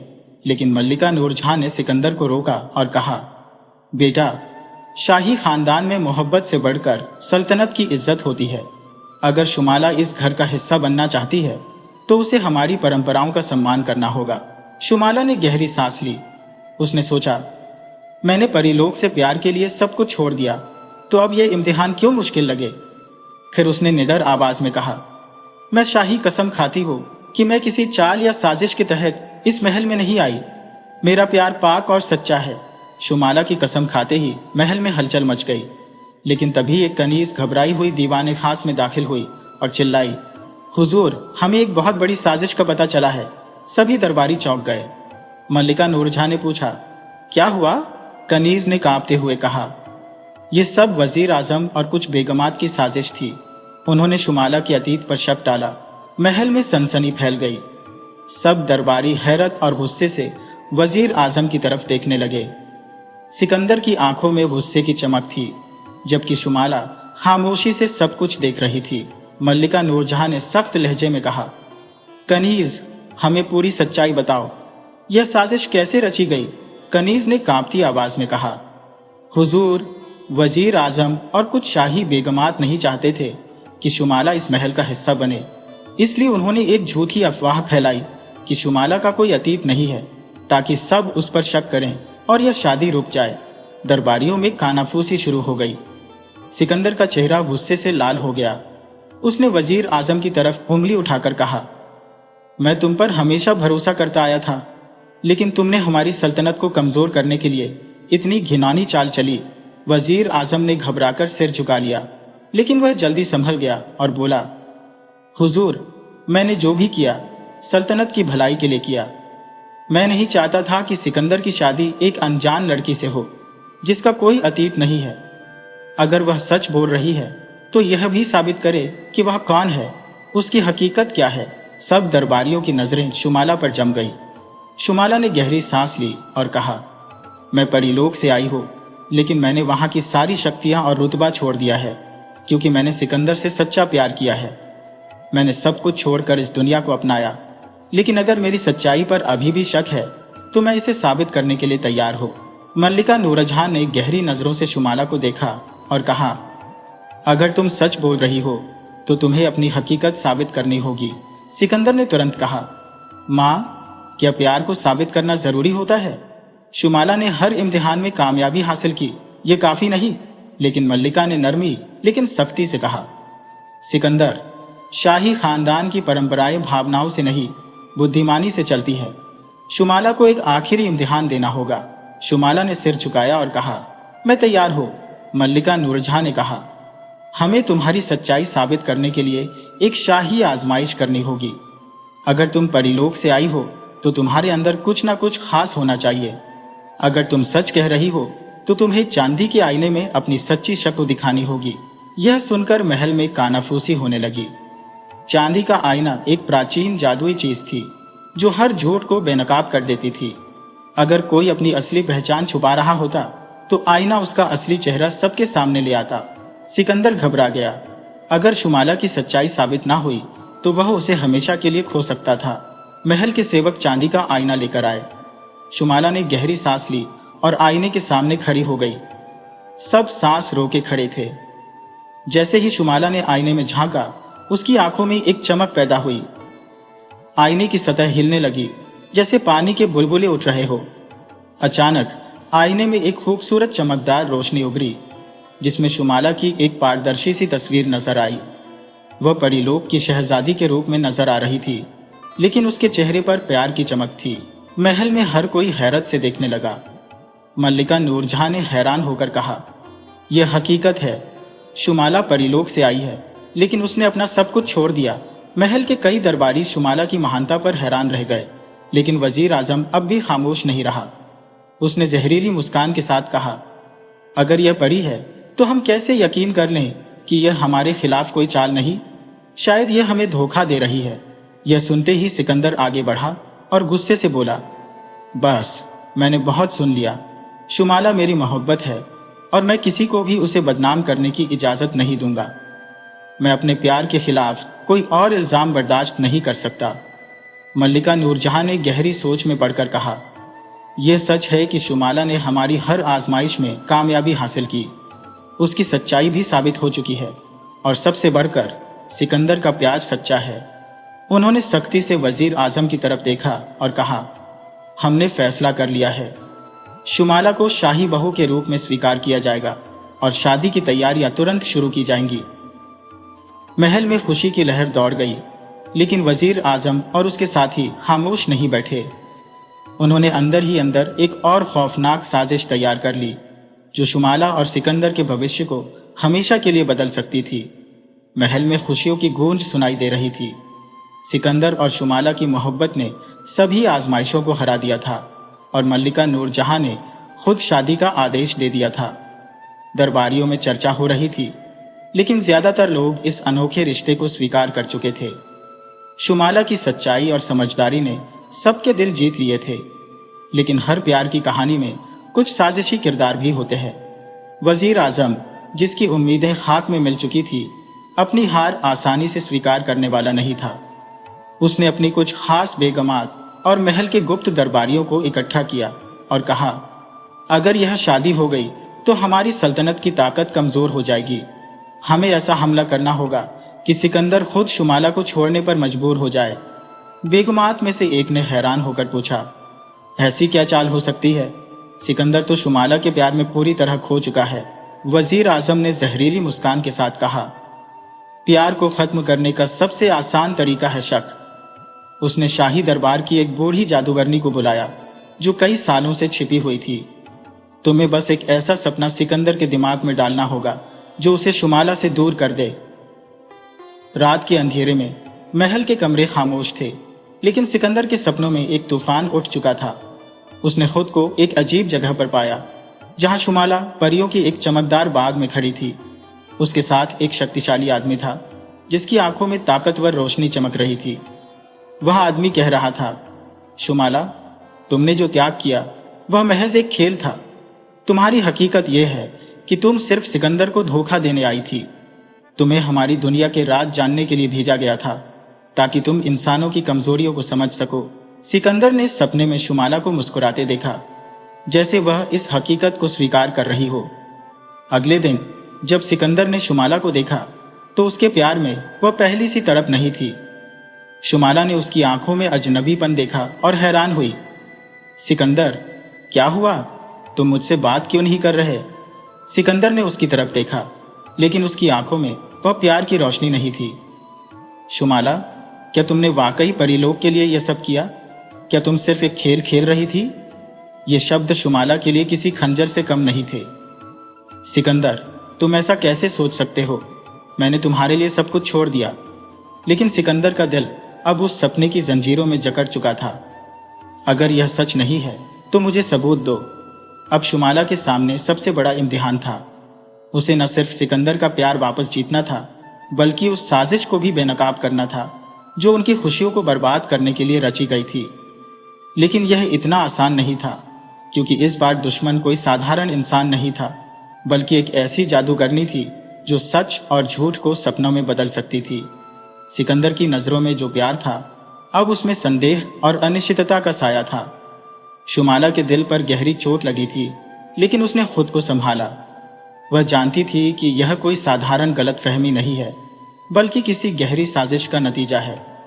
वह सिकंदर के करीब आई और धीरे से बोली, सिकंदर, अगर तुम मुझ पर शक कर रहे हो तो मैं साबित करूंगी कि मेरा प्यार सच्चा है। लेकिन मैं यह जरूर जानना चाहूंगी कि तुम्हारा दिल क्यों बदल गया। सिकंदर ने नजरें चुराई, जैसे वह खुद भी उलझा हुआ हो।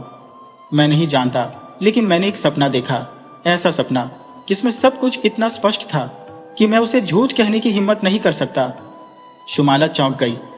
सपना? कैसा सपना? सिकंदर ने सपने की पूरी कहानी बताई। शुमाला ने ध्यान से सुना और तुरंत समझ गई कि यह सपना एक जादुई चाल का हिस्सा है। उसने धीरे से कहा, सिकंदर, क्या तुम्हें नहीं लगता कि यह सपना किसी ने जानबूझकर तुम्हें दिखाया है? क्या तुम भूल गए कि मैंने कितनी कुर्बानियां दी हैं? सिकंदर के दिल में शुमाला के शब्दों ने हलचल मचा दी, लेकिन शक की दीवार अभी पूरी तरह से नहीं टूटी थी। मैं नहीं जानता शुमाला, लेकिन मुझे कुछ समय चाहिए। शुमाला ने अपनी आंखों में आंसू नहीं आने दिए। वह जानती थी कि अगर उसने हिम्मत हार दी तो वह अपना प्यार भी खो देगी।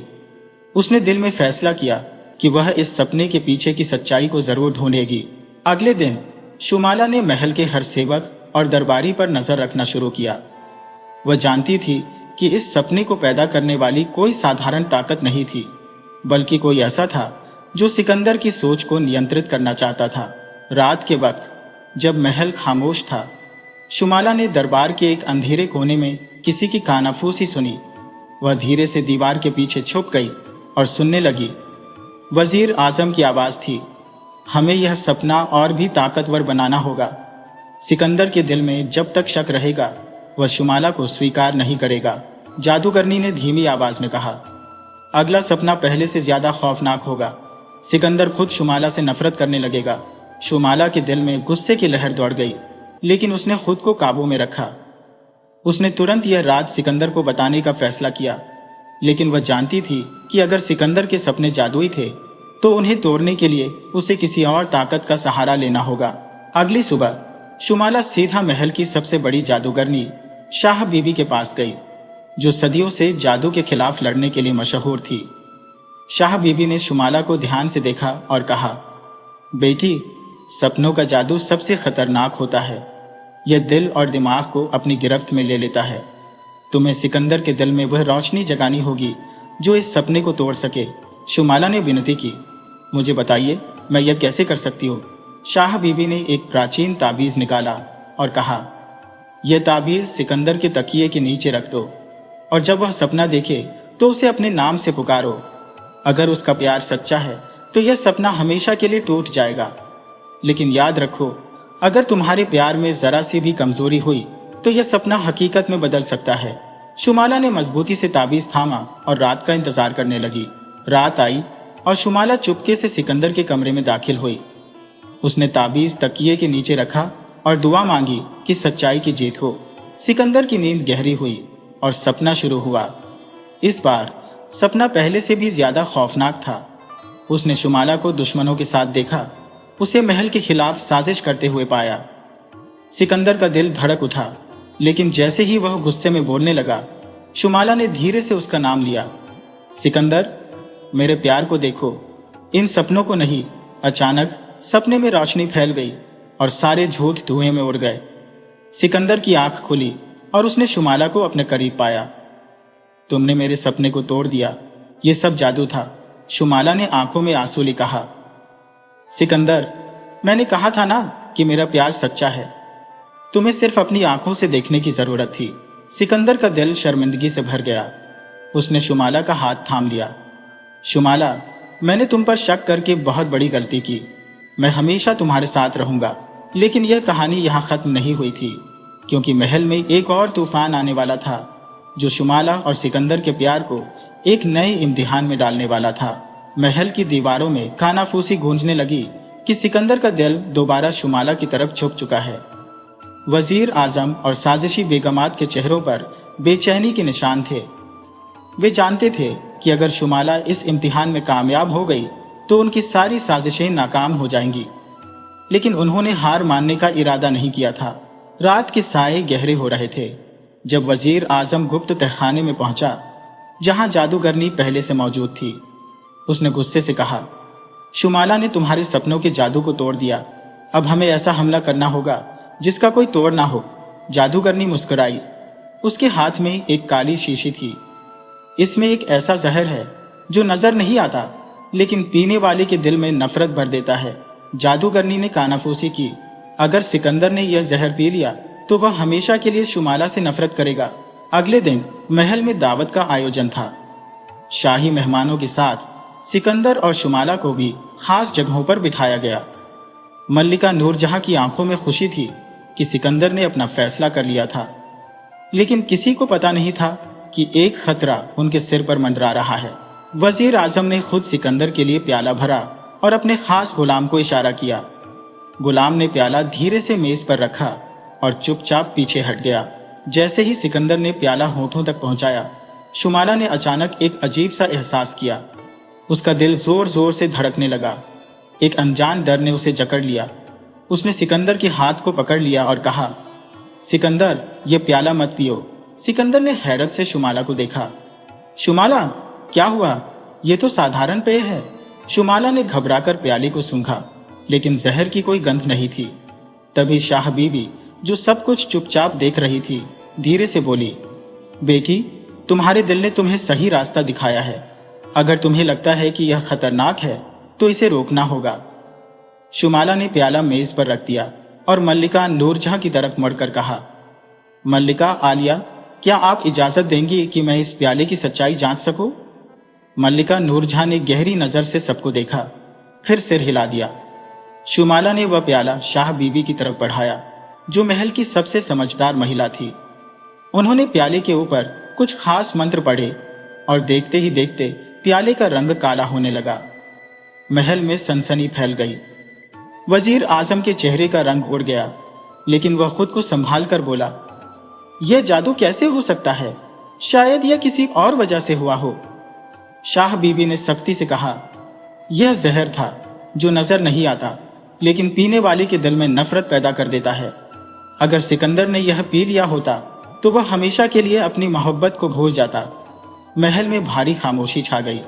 सिकंदर ने सख्ती से वजीर आजम को देखा। क्या तुम मुझे अपनी ही मोहब्बत के खिलाफ करने की कोशिश कर रहे थे? वजीर आजम के माथे पर पसीना आ गया। वह जानता था कि अगर इस वक्त उसने कोई गलती की तो वह हमेशा के लिए महल से निकाल दिया जाएगा। उसने जल्दी से कहा, शहजादे, मैंने कुछ नहीं किया, शायद यह किसी और ने किया हो। लेकिन शुमाला जानती थी कि सच्चाई का वक्त आ चुका है।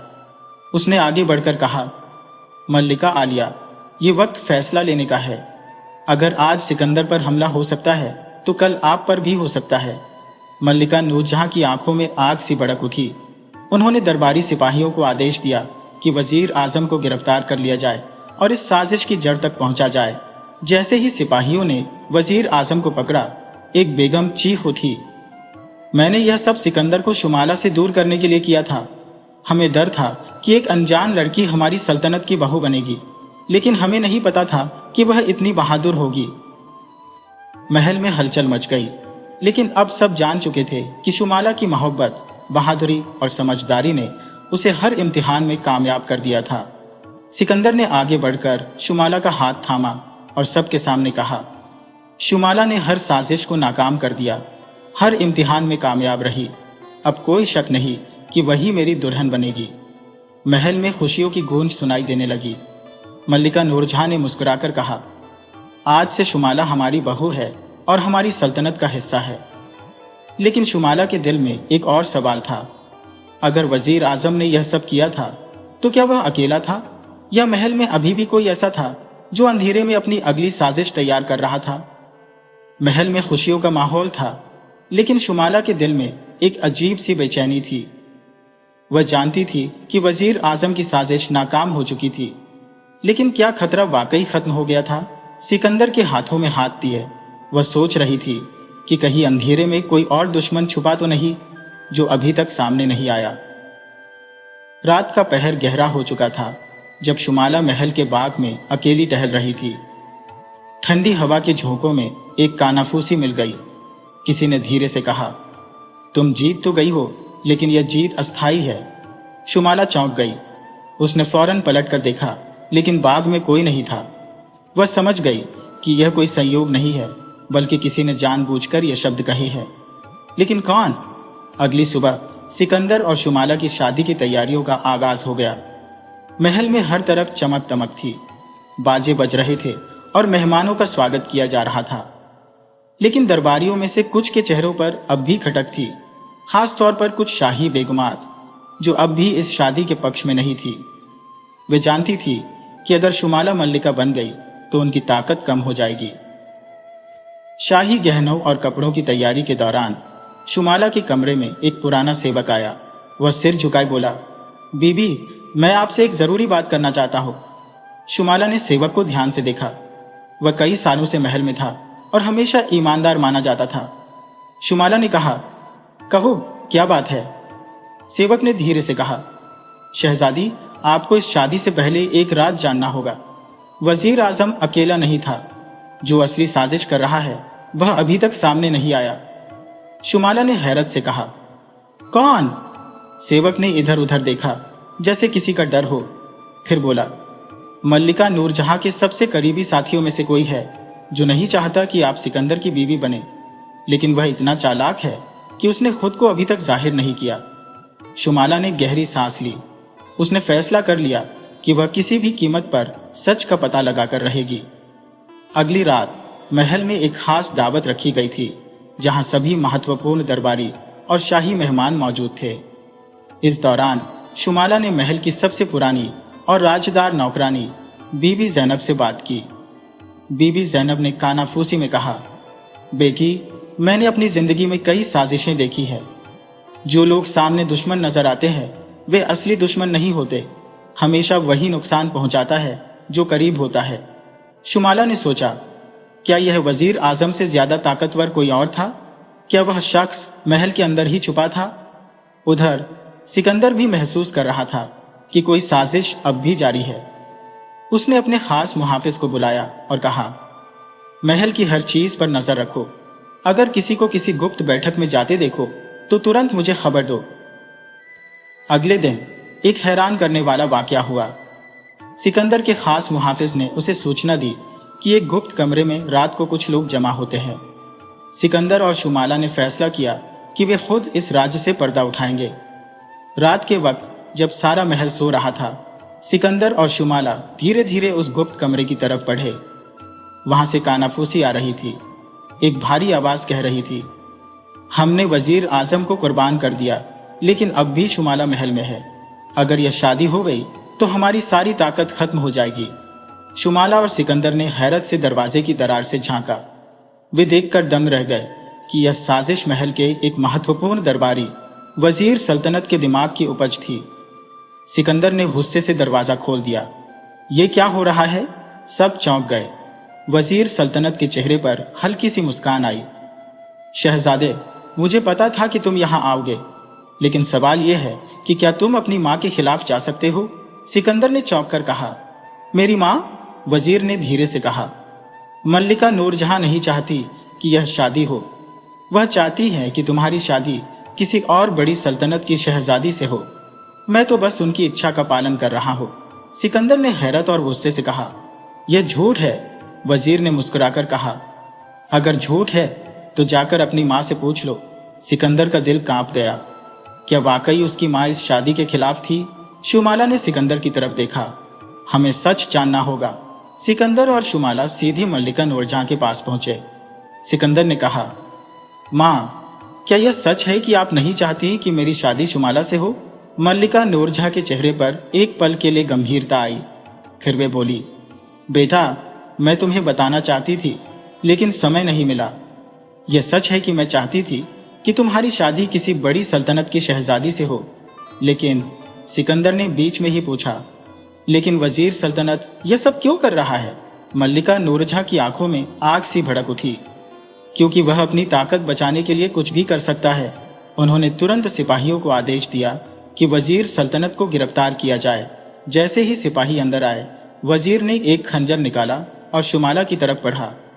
अगर मैं नाकाम हुआ तो तुम भी जिंदा नहीं रहोगी। लेकिन शुमाला तैयार थी। उसने जल्दी से एक मशाल उठाई और वजीर के हाथ पर दे मारी। वह चीख उठा और तभी सिपाहियों ने उसे काबू कर लिया। महल में यह ऐलान कर दिया गया कि वजीर सल्तनत एक साजिश करता था और उसे कड़ी सजा दी जाएगी। मल्लिका नूरजहां ने सिकंदर और शुमाला को देखकर कहा, अब कोई साजिश बाकी नहीं रही। मैं आज ऐलान करती हूँ कि कल तुम दोनों की शादी होगी। शुमाला और सिकंदर ने एक दूसरे को देखा। अब कोई साजिश, कोई दुश्मन उनके प्यार के बीच नहीं था। लेकिन क्या वाकई सब कुछ खत्म हो चुका था, या किस्मत उनके लिए कोई और इम्तिहान लेकर आ रही थी? महल में रोशनी की बहार थी। पूरे शाही दरबार को जगमगा दिया गया था। जहां सिकंदर और शुमाला की शादी की तैयारियों में सब व्यस्त थे। मल्लिका नूरजहां ने अपनी मौजूदगी से साबित कर दिया था कि अब वे खुद इस शादी का समर्थन कर रही है। लेकिन सिकंदर और शुमाला के दिल में एक अजीब सा एहसास था। क्या वाकई यह साजिशें खत्म हो चुकी थी, या अभी भी कोई छुपा हुआ दुश्मन बाकी था? शाही मेहमानों के खाने में हर खास और आम व्यक्ति जमा था। सिकंदर और शुमाला के प्यार का चर्चा पूरे देश में हो चुका था। लेकिन शुमाला के दिल में अब भी एक अजीब सी बेचैनी थी। उसे ऐसा लग रहा था जैसे कोई साया अभी भी इस खुशी के पल पर छाया हुआ है। सिकंदर ने उसके चेहरे की परेशानी भांप ली और धीरे से उसका हाथ थामकर कहा, हमने हर मुश्किल को पार कर लिया है। अब कुछ भी हमें एक दूसरे से जुदा नहीं कर सकता। शादी का आगाज हुआ। काजी ने सिकंदर से सवाल किया, क्या आपको शुमाला बिनते नामालूम से शादी कबूल है? सिकंदर ने मुस्कुराकर कहा, कबूल है। यह शब्द सुनते ही महल में खुशी की लहर दौड़ गई। लेकिन जैसे ही काजी ने शुमाला से शादी की रजामंदी पूछी, एक जोरदार आवाज गूंजी। महल के दरवाजे जोर से खुले और एक आदमी अंदर दाखिल हुआ। वह एक लंबा कद का आदमी था जिसकी आंखों में एक अजीब सी दहशत थी। वह सीधा मल्लिका नूरजहां के कदमों में झुक गया और बोला, महान मल्लिका, मैंने आपकी सल्तनत के एक बहुत बड़े राज को उजागर किया है। मल्लिका ने हैरत से उसे देखा और कहा, कौन सा राज? वह आदमी बोला, शुमाला इंसान नहीं है। महल में खामोशी छा गई। शुमाला का दिल धड़कने लगा। सिकंदर ने गुस्से से कहा, यह झूठ है। लेकिन वह आदमी बोला, यह सच है। मैंने उसकी असलियत अपनी आंखों से देखी है। यह साधारण इंसान नहीं बल्कि एक दूसरी दुनिया की प्राणी है जो सिर्फ इंसानों के बीच रहने के लिए यहां आई है। मल्लिका नूरजहां ने गहरी नजर से शुमाला को देखा। क्या यह सच है? शुमाला खामोश रही। वह जानती थी कि अगर उसने झूठ बोला तो उसके प्यार की पवित्रता पर सवाल उठेगा, और अगर सच बोलेगी तो शायद यह शादी कभी ना हो पाए। उसने सिकंदर की तरफ देखा जो अपनी मां की तरफ मुड़ा और कहा, अगर शुमाला इंसान नहीं है तो क्या फर्क पड़ता है? उसका प्यार सच्चा है और मैं उसके बिना नहीं रह सकता। मल्लिका नूरजहां ने कहा, लेकिन एक गैर इंसानी प्राणी हमारी सल्तनत की मल्लिका कैसे बन सकती है? शुमाला ने आखिरकार आगे बढ़कर कहा, मैं अपनी दुनिया छोड़कर आई हूं, अपनी हकीकत को पीछे छोड़कर आई हूं। मैंने अपनी सारी शक्तियां कुर्बान कर दी ताकि मैं सिकंदर के साथ रह सकूं। मैं आज भी वही शुमाला हूं जिससे सिकंदर ने प्यार किया है। महल में मौजूद लोगों के चेहरों पर हैरानी थी, लेकिन सिकंदर ने मजबूती से कहा, प्यार किसी दुनिया या जाति का मोहताज नहीं होता। अगर मेरी मां को लगता है कि शुमाला हमारी सल्तनत की मल्लिका नहीं बन सकती तो मैं अपनी सल्तनत छोड़ दूंगा। ये सुनकर दरबारी चौंक गए। क्या सिकंदर वाकई अपनी सल्तनत छोड़ सकता था? मल्लिका नूरजहां गहरी सोच में पड़ गई। वे अपनी सल्तनत को कमजोर नहीं करना चाहती थी, लेकिन उन्हें पहली बार अपने बेटे के प्यार की गहराई का अंदाजा हुआ। उन्होंने धीरे से कहा, अगर शुमाला ने वाकई अपनी दुनिया छोड़ दी है और तुम्हारे साथ रहने का फैसला किया है तो मुझे कोई आपत्ति नहीं है। मैं अपनी सल्तनत से ज्यादा तुम्हारी खुशी को महत्व दूंगी। यह सुनकर सिकंदर ने राहत की सांस ली। काजी ने दोबारा शुमाला से पूछा, क्या आपको सिकंदर बिन नूरजहां से शादी कबूल है? शुमाला ने नम आंखों से मुस्कुराकर कहा, कबूल है। महल खुशियों से गूंज उठा, लेकिन जैसे ही काजी ने शादी मुकम्मल करने का ऐलान किया, वह आदमी जिसने शुमाला पर आरोप लगाया था जोर से हंसा और बोला, यह शादी पूरी हो सकती है, लेकिन यह प्यार ज्यादा देर तक नहीं चलेगा, क्योंकि एक दिन शुमाला की असली हकीकत उसे वापस बुला लेगी। यह कहकर वह गायब हो गया जैसे कभी था ही नहीं। शुमाला ने सिकंदर का हाथ मजबूती से थामा। उसकी आंखों में एक फैसला था, चाहे कुछ भी हो जाए वह सिकंदर का साथ कभी नहीं छोड़ेगी। और सिकंदर ने भी उसे यकीन दिलाया कि वह हर हाल में उसका साथ देगा। यह प्यार आसान नहीं था, लेकिन यह सच्चा था, और यही सच्चाई हर साजिश, हर दुश्मन और हर मुश्किल को हरा देगी।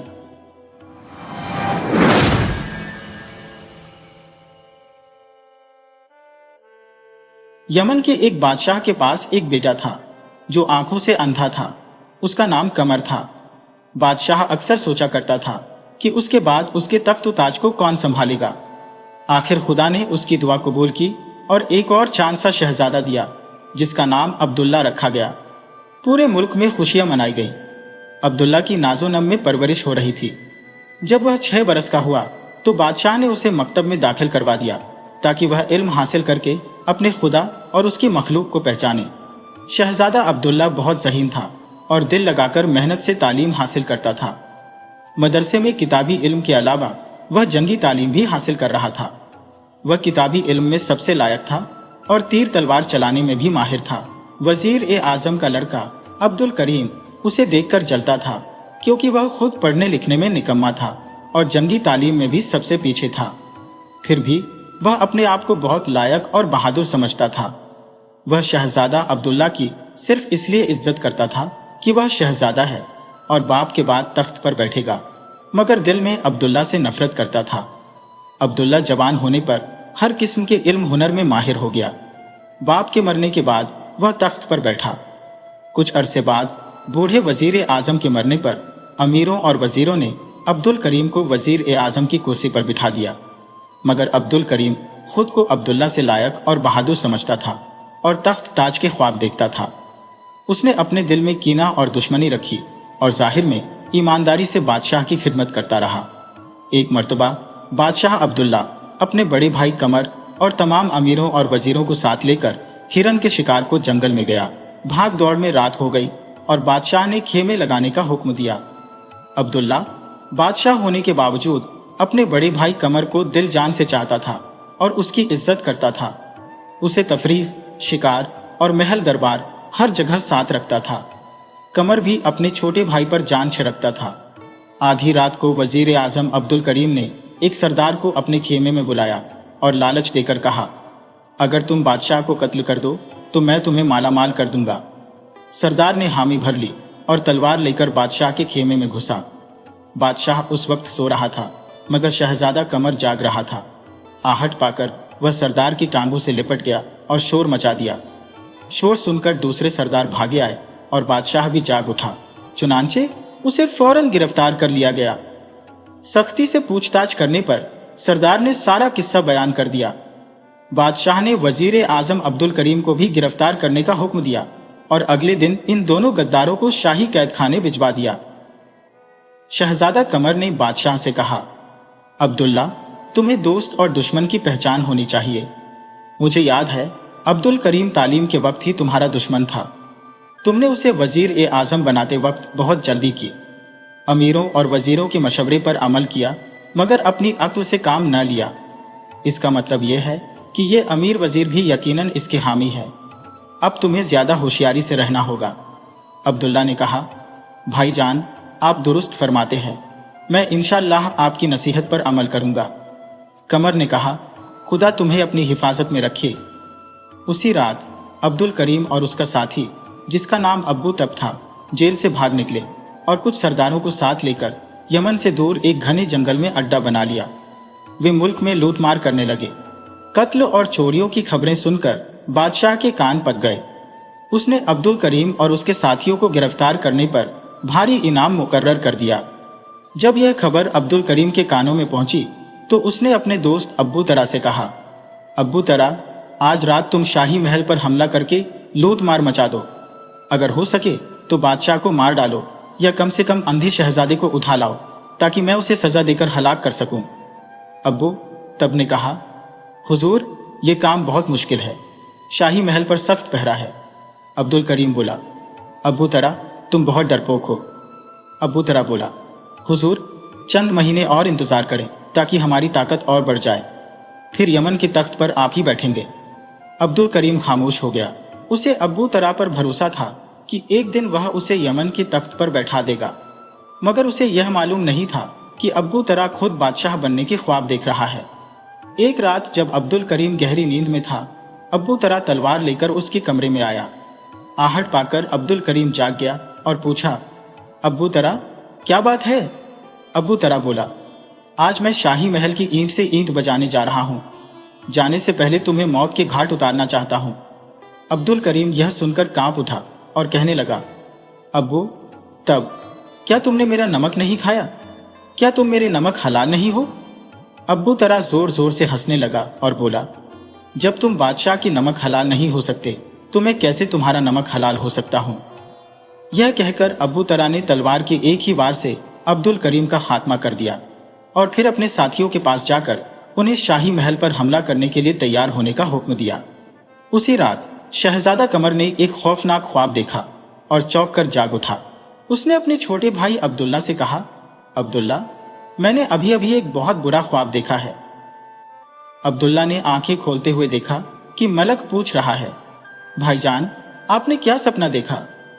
शहजादा कमर ने उत्तर दिया, मैंने देखा कि दरबार का एक विद्रोही सरदार अब्बू तरा, जिसे आपने गिरफ्तार किया था, महल में घुस आया है और आपको मारने की कोशिश कर रहा है।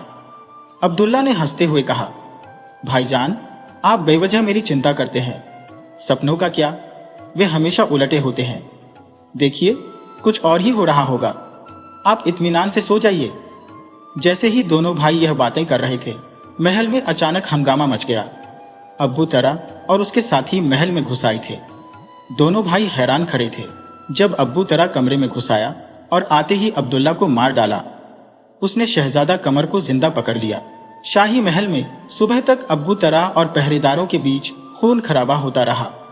अब्बू तरा के साथियों की संख्या अधिक थी, इसलिए उन्होंने कई सिपाहियों को मौत के घाट उतार दिया।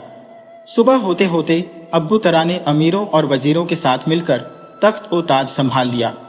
शहजादा कमर कई महीनों तक शाही कैद खाने में पड़ा रहा। फिर एक दिन अब्बू तरा ने आदेश दिया कि उसे दिन भर शाही बाग में बैलों की तरह रहट में जोता जाए। बेचारा शहजादा कमर इस कड़ी मेहनत में फंस गया। वह दिन भर शाही बाग में रहट खींचता रहता। जब थक कर रुकता तो माली उस पर बेरहमी से कोड़ी बरसाता। अब्बू तरा शाम को बाग में सैर करने आता और कमर के जख्मों पर नमक छिड़कता। वह उससे पूछता, शहजादे साहब कैसे मिजाज हैं? इस पर शहजादा कमर माथे से पसीना पोंछकर कहता, अल्लाह ताला का शुक्र है।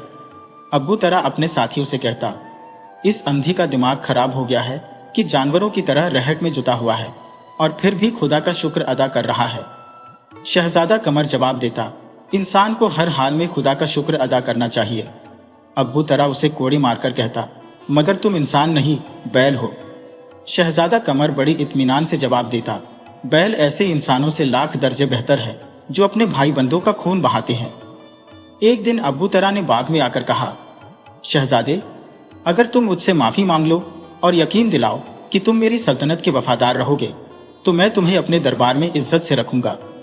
गैरतमंद शहजादे ने कहा, अब्बू तरा, मुझे किसी चीज की जरूरत नहीं। मैं तुम पर और तुम्हारे दरबार पर लानत भेजता हूं और मैंने कोई जुर्म नहीं किया जिसके लिए मैं तुमसे माफी मांगू। अब्बू तरा ने गुस्से में हुक्म दिया कि उसे दिन रात रहट में जोता जाए और ज्यादा से ज्यादा मेहनत ली जाए, यहां तक कि वह मर जाए। बेचारे शहजादे पर और ज्यादा सख्ती होने लगी। गरीब शहजादा आखिरकार बीमार पड़ गया। बादशाह ने सख्ती से मना कर दिया कि उसे कोई दवा न दी जाए, मगर शहजादा कमर की जिंदगी अभी बाकी थी। वह थोड़े दिनों बाद अच्छा हो गया और फिर सुबह से शाम तक वही सख्तियां बर्दाश्त करने लगा। शहजादा कमर इतनी मुसीबतों के बावजूद खुदा की रहमत से मायूस नहीं हुआ। वह हर वक्त अपने हाल पर सब्र और शुक्र करता रहता और खुदा वंदे आलम से मदद मांगता। मगर इस कड़ी सजा के बावजूद वह खुदा के सिवा किसी के आगे नहीं झुका। एक दिन जब शहजादा कमर चलचिलाती धूप में रहट में जुटा हुआ था और सर से पांव तक पसीने में नहाया हुआ था, तब बादशाह अब्बू तरा की बेटी अपनी सहेलियों के साथ घूमती हुई वहां आ निकली। शहजादे की यह हालत देखकर उसे बहुत रहम आया, मगर क्या कर सकती थी। वह अपने पिता की सख्त तबीयत से वाकिफ थी। घर आकर उसने गरीब शहजादे के गम में खाना भी नहीं खाया और यूं ही सो गई। उसने ख्वाब में भी यही मंजर देखा और घबराकर जाग उठी। एक लौंडी भागकर इसके पास आई और पूछने लगी, शहजादी साहिबा, खैरियत तो है? क्या बात है? क्या आपने कोई डरावना ख्वाब देखा है? शहजादी ने उसे टालते हुए कहा, नहीं, कुछ नहीं, तुम सो जाओ। लौंडी शहजादी के साथ बहुत घुली मिली हुई थी। उसने जिद करते हुए कहा, शहजादी साहिबा, आपने यकीनन कोई बुरा ख्वाब देखा है। मुझे बताइए, शायद मैं अपनी समझ के मुताबिक इसकी कोई ताबीर निकाल सकूं। शहजादी बोली, मैंने ख्वाब में शहजादा कमर को रहट खींचते देखा है। बेचारा शहजादा कितनी मुशक्कत में फंसा हुआ है। बैलों की तरह तमाम दिन रहट में जुटा रहता है। एक शहजादे के लिए जिसने हर तरह के ऐशो आराम के दिन गुजारे हो, रहट खींचना कितनी बड़ी सजा है। लौंडी बोली, शहजादी साहिबा, वाकई यह बहुत बड़ा जुल्म है। आप बादशाह सलामत से इस शहजादे की सिफारिश करें। बादशाह सलामत आपको इतना चाहते हैं, क्या वह आपकी इतनी सी बात नहीं मानेंगे? मुझे यकीन है वह जरूर इस गरीब के हाल पर रहम खाएंगे। नहीं, तुम्हें बादशाह की तबीयत का क्या पता? मैं उनकी बेटी हूं, मैं समझती हूं उनकी तबीयत को। वह कभी शहजादे को आजाद नहीं करेंगे और इसकी सजा में भी कमी ना करेंगे। शहजादी ने जवाब दिया। लौंडी बोली, शहजादी साहिबा, आप जरा कोशिश तो करके देखिए, शायद बादशाह सलामत आपकी बात मान ले। लौंडी की यह बात सुनकर शहजादी सोच में पड़ गई। लौंडी ने कहा, शहजादा, कमर की सेहत बहुत गिर गई है और मुमकिन है वह गरीब यूं ही सिसक सिसक कर दम न तोड़ दे। फिर आपकी हमदर्दी किस काम की? शहजादी बोली, अच्छा, आज बादशाह सलामत दरबार से लौटेंगे तो मौका देखकर इनसे शहजादी कमर की सिफारिश करूंगी। उस दिन शाम को बादशाह सलामत दरबार से आए तो शहजादी ने शहजादे कमर की सिफारिश करते हुए कहा, अब्बा जान, दुनिया में आज तक कभी किसी शहजादे पर इतना जुल्म नहीं हुआ। आप अगर उसे आजाद नहीं कर सकते तो कैदखाने में रखिए, इतनी मुशक्कत में वह दिन में मर जाएगा। बादशाह बोली, मैं यही तो चाहता हूँ कि खानदान का यह आखिरी फर्द भी इस दुनिया से चल बसे, ताकि फिर तख्त व ताज का कोई दावेदार ना रहे। शहजादी बोली, अब्बा जान, शहजादा कमर आंखों से तो अंधा है, भला एक अंधे से आप इतना खतरा क्यों महसूस करते हैं? वह आपका क्या बिगाड़ेगा? बादशाह बोले, शहजादी, तुम्हें मालूम नहीं वह अंधा आंखें ना होने के बावजूद कितनी आंखों वाला है। अगर मैं उसे आज आजाद कर दूं तो वह सल्तनत की ईंट से ईंट बजा देगा। शहजादी बोली, अब्बा जान, मैं यह नहीं कहती कि आप उसे आजाद कर दें, बल्कि मैं चाहती हूँ इस पर इतना जुल्म न किया जाए। आखिर वह शाही खानदान का फर्द है, हुकूमत तो ढलती फिरती छांव है। हो सकता है आज हम तख्त ताज के मालिक हैं तो कल झोपड़े में पड़े हो, या कोई और दुश्मन हमें कैद कर ले तो क्या वह हमारे साथ यही सलूक नहीं करेगा? बादशाह अब्बू तरा ने कहकर कहा, बेटी, यह तुम्हारा महज ख्याल है। अब हमारा खानदान कयामत तक इस तख्त ताज का वारिस रहेगा। अब आसमान के फरिश्ते भी हमारी सल्तनत से टक्कर नहीं ले सकते। मैं फौज की ताकत को बढ़ा रहा हूं। इस वक्त दुनिया की कोई हुकूमत हमारी हुकूमत से ज्यादा मजबूत नहीं है। शहजादी ने कहा, अब्बा जान, आप तो बात कहीं और ले गए। मैं शहजादा कमर के बारे में कह रही थी, उस पर इतनी सख्ती न की जाए। बादशाह बोले, तो फिर हम तुम्हारी सिफारिश पर आज से उस पर सख्ती बंद करते हैं, मगर उसे आजाद नहीं किया जाएगा, बल्कि उम्र भर कैदखाने में रखा जाएगा। चुनांचे बादशाह ने कोतवाल को हुक्म दिया कि अंधे शहजादे को शाही कैदखाने में रखा जाए, मगर उससे कोई मेहनत मशक्कत न ली जाए और ना किसी किस्म की सजा दी जाए। शहजादी इस बात पर बहुत खुश हुई। एक दिन उसने कैदखाने में जाकर शहजादे को देखा। शहजादा कमर नमाज पढ़कर दुआ मांग रहा था। ऐ पाक परवरदिगार, तूने मुझे जिस हाल में रखा मैंने तेरा शुक्र अदा किया, मगर अब मुझे इस कैद से निजात दे, ताकि मैं जंगल, बियाबान और पहाड़ों की खुली हवा में जाकर रहूं और बाकी उम्र आराम और चैन से तेरी याद में बसर करूं। मुझे अब किसी हुकूमत और तख्तो ताज की तमन्ना नहीं रही। शहजादी की आंखों में आंसू भर आए। उसने अपने गले से कीमती हार उतारकर कैद खाने के दारोगा को, जो पास ही खड़ा था, देकर कहा, दारोगा साहब, क्या ऐसे फरिश्ते को अंधेरे कैद खाने में रखना गुनाह ए अजीम नहीं? इसे छोड़ दो। दारोगा की आंखों में आंसू भर आए। उसने हाथ शहजादी को लौटा दिया और कहा, शहजादी साहिबा, आप महल में चली जाइए। मैं शहजादी को अपनी जिम्मेदारी पर छोड़ देता हूं। यह हार अपने पास रख लीजिए, नेकी की कोई कीमत नहीं होती। शहजादी के जाने के बाद दारोगा ने शहजादा कमर को आजाद कर दिया और खुद बादशाह के पास जाकर कहा, बादशाह सलामत, मैंने शहजादा कमर को आजाद कर दिया है, क्योंकि मैं ऐसे नेक और परहेजगार शख्स को कैद में रखना जुल्म समझता हूं। यह सुनकर बादशाह गुस्से से आग बबूला हो गया। उसने हुक्म दिया कि दारोगा को कत्ल कर दिया जाए। हुक्म पाकर जल्लाद ने उसी वक्त तलवार खींचकर दारोगा को कत्ल कर दिया। कैद खाने से छूटकर शहजादा कमर एक जंगल में जाकर याद ही इलाही में मसरूफ हो गया, मगर वहां भी उसे चैन ना मिला। आसपास के देहातों से लोग उसे खुद रसीदा समझकर इसके पास आने लगे। अंततः शहजादा बहुत परेशान था, क्योंकि वह तन्हाई चाहता था। मुल्क का सिपहसालार भी इसकी शोहरत सुनकर इसके पास चला आया और बोला, आप खुदा रसीदा बुजुर्ग है, इस मुल्क के बादशाह के लिए दुआ करें, वह अपनी रियाया पर बहुत जुल्म करता है।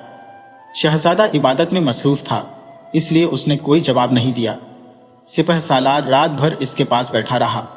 जब सुबह का उजाला फैला तो वह शहजादे को पहचानकर दंग रह गया और बोला, शहजादा कमर, आप शाही खानदान के आखिरी फर्द हैं और तख्तो ताज के हकीकी वारिस हैं। अगर आप राजी हो तो मैं जालिम अब्बू तरा को तख्त से हटाकर आपको तख्त पर बिठा दूं। मुझसे अब इसके मजलूम नहीं देखे जाते। शहजादे ने कहा, नहीं, मुझे तख्तो ताज की हवस नहीं, चले जाओ। सिपहसालार बोला, क्या आपको खुदा की मजलूम मखलूक का भी ख्याल नहीं, जो जालिम बादशाह के जुल्मों सितम झेल रही है? अलगिर सिपहसालार ने शहजादे को राजी कर लिया और उसी रात तमाम अमीरों व वजीरों को साथ मिलाकर अब्बू तरा को ख्वाबगाह से उठाकर कैद खाने में डाल दिया और सुबह होते ही शहजादा कमर की ताजपोशी का ऐलान कर दिया। शहजादा कमर की तख्त नशीन पर सारे मुल्क में खुशियां मनाई गई। तख्त पर बैठकर कमर ने दरबार के तमाम गद्दारों और जालिम हाकम को हटाकर नए आदमी चुने और नेकनामी से हुकूमत करने लगा। प्यारे दोस्तों, पुराने वक्त की बात है कि एक मुल्क में एक जागीरदार के सबसे छोटे बेटे ने शाही दरबार में बतौर मुलाजिम नौकरी कर ली। इस लड़के का नाम रुस्तम था।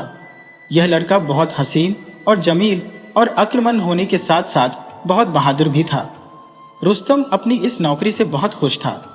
इसका ख्याल था कि दरबार में नौकरी की वजह से वह मुल्क के तमाम बड़े बड़े लोगों से मिल सकेगा और हो सकता है कि इसकी किस्मत ही बदल जाए। इस तरह यह कहा जा सकता है कि रुस्तम का मकसद नौकरी करना नहीं बल्कि हुकूमत चलाने की तरबियत हासिल करना था। दरबार में और दरबार के औकात के बाद रुस्तम अपने आप को हर वक्त चाक और चौबंद रखता और अपने लिबास की सफाई सुथराई पर खास ध्यान देता। इसके चेहरे पर हर वक्त मुस्कुराहट फैली रहती।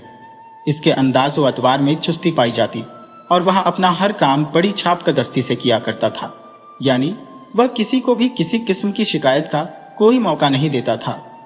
इसीलिए दरबार में हर शख्स उसकी काबिलियत की तारीफ करता और कहता कि इस होनहार लड़के की किस्मत किसी वक्त भी बदल सकती है। इसी दौरान एक मर्तबा रुस्तम ने बादशाह की सबसे छोटी शहजादी महविश को देखा। रुस्तम भी एक जागीरदार का बेटा था।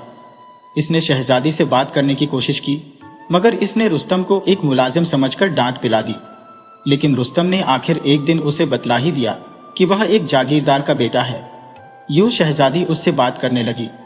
रुस्तम ने शहजादी से कहा कि वह उससे शादी करना चाहता है। शहजादी ने काफी सोच विचार के बाद रुस्तम से कहा, रुस्तम, यह बात अपने जहन में रखना कि हमारी कभी शादी नहीं हो सकती। मैं 10 शहजादों में सबसे छोटी हूं और मेरी शादी का तो फिलहाल कोई इम्कान भी नहीं है। फिर भी मेरे वालिद मेरी शादी सिर्फ तुमसे इसलिए कर सकते हैं क्योंकि तुम एक बहुत बड़े जागीरदार के सबसे छोटे बेटे हो, मगर वह भी इसी सूरत में कि अगर तुम मेहनत करो और एक ऐसी मुर्गी हासिल कर लो जो कि सोने का अंडा देती हो, या किसी जिन्न को काबू करो और उसका दफनशुदा खजाना हासिल करो। इसके बाद ही मुझे यकीन है कि बादशाह सलामत मेरी शादी तुम्हारे साथ करने पर आमादा होंगे। रुस्तम ने जोश और लगन के साथ शहजादी को कहा, हाँ, मैं जरूर ऐसा ही करूंगा। अगर इस तरह बादशाह सलामत का दिल जीता जा सकता है तो मैं वह भी कर गुजरूंगा। बस तुम मेरे लिए दुआ करती रहना। चुनांचे अगली सुबह वह अपने इरादे को अमली जामा पहनाने के लिए निकल खड़ा हुआ।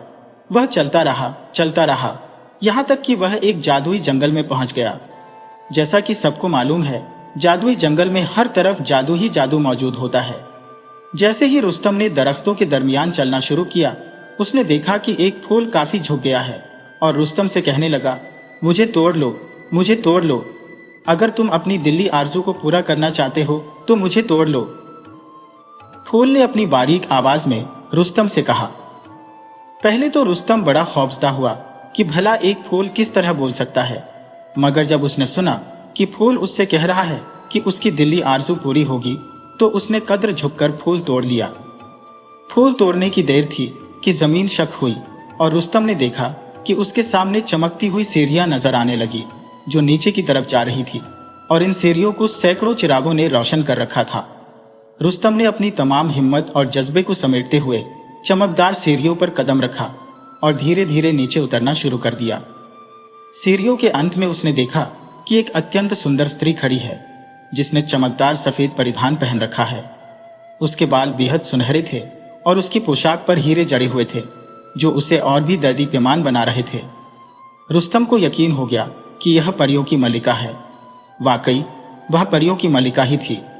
जब रुस्तम उसके पास पहुंचा तो उसने कहा, यह दरवाजा मेरे घर की ओर जाता है जो नदी के पार है, मगर मैं इसे अपने लिए नहीं खोल सकती क्योंकि मुझे अक्सर इंसानों की भलाई के लिए बाहर जाना पड़ता है।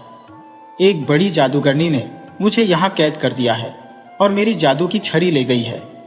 अगर तुम मेरी मदद कर सको तो मैं तुम्हारी हर इच्छा पूरी कर सकती हो, मगर पहले मुझे इस मुसीबत से निजात दिलानी होगी। रुस्तम ने बड़ी आत्मविश्वास के साथ जवाब दिया, मैं जरूर मदद करूंगा, सिर्फ इसलिए कि मैं एक दयालु स्त्री की मदद करना चाहता हूं।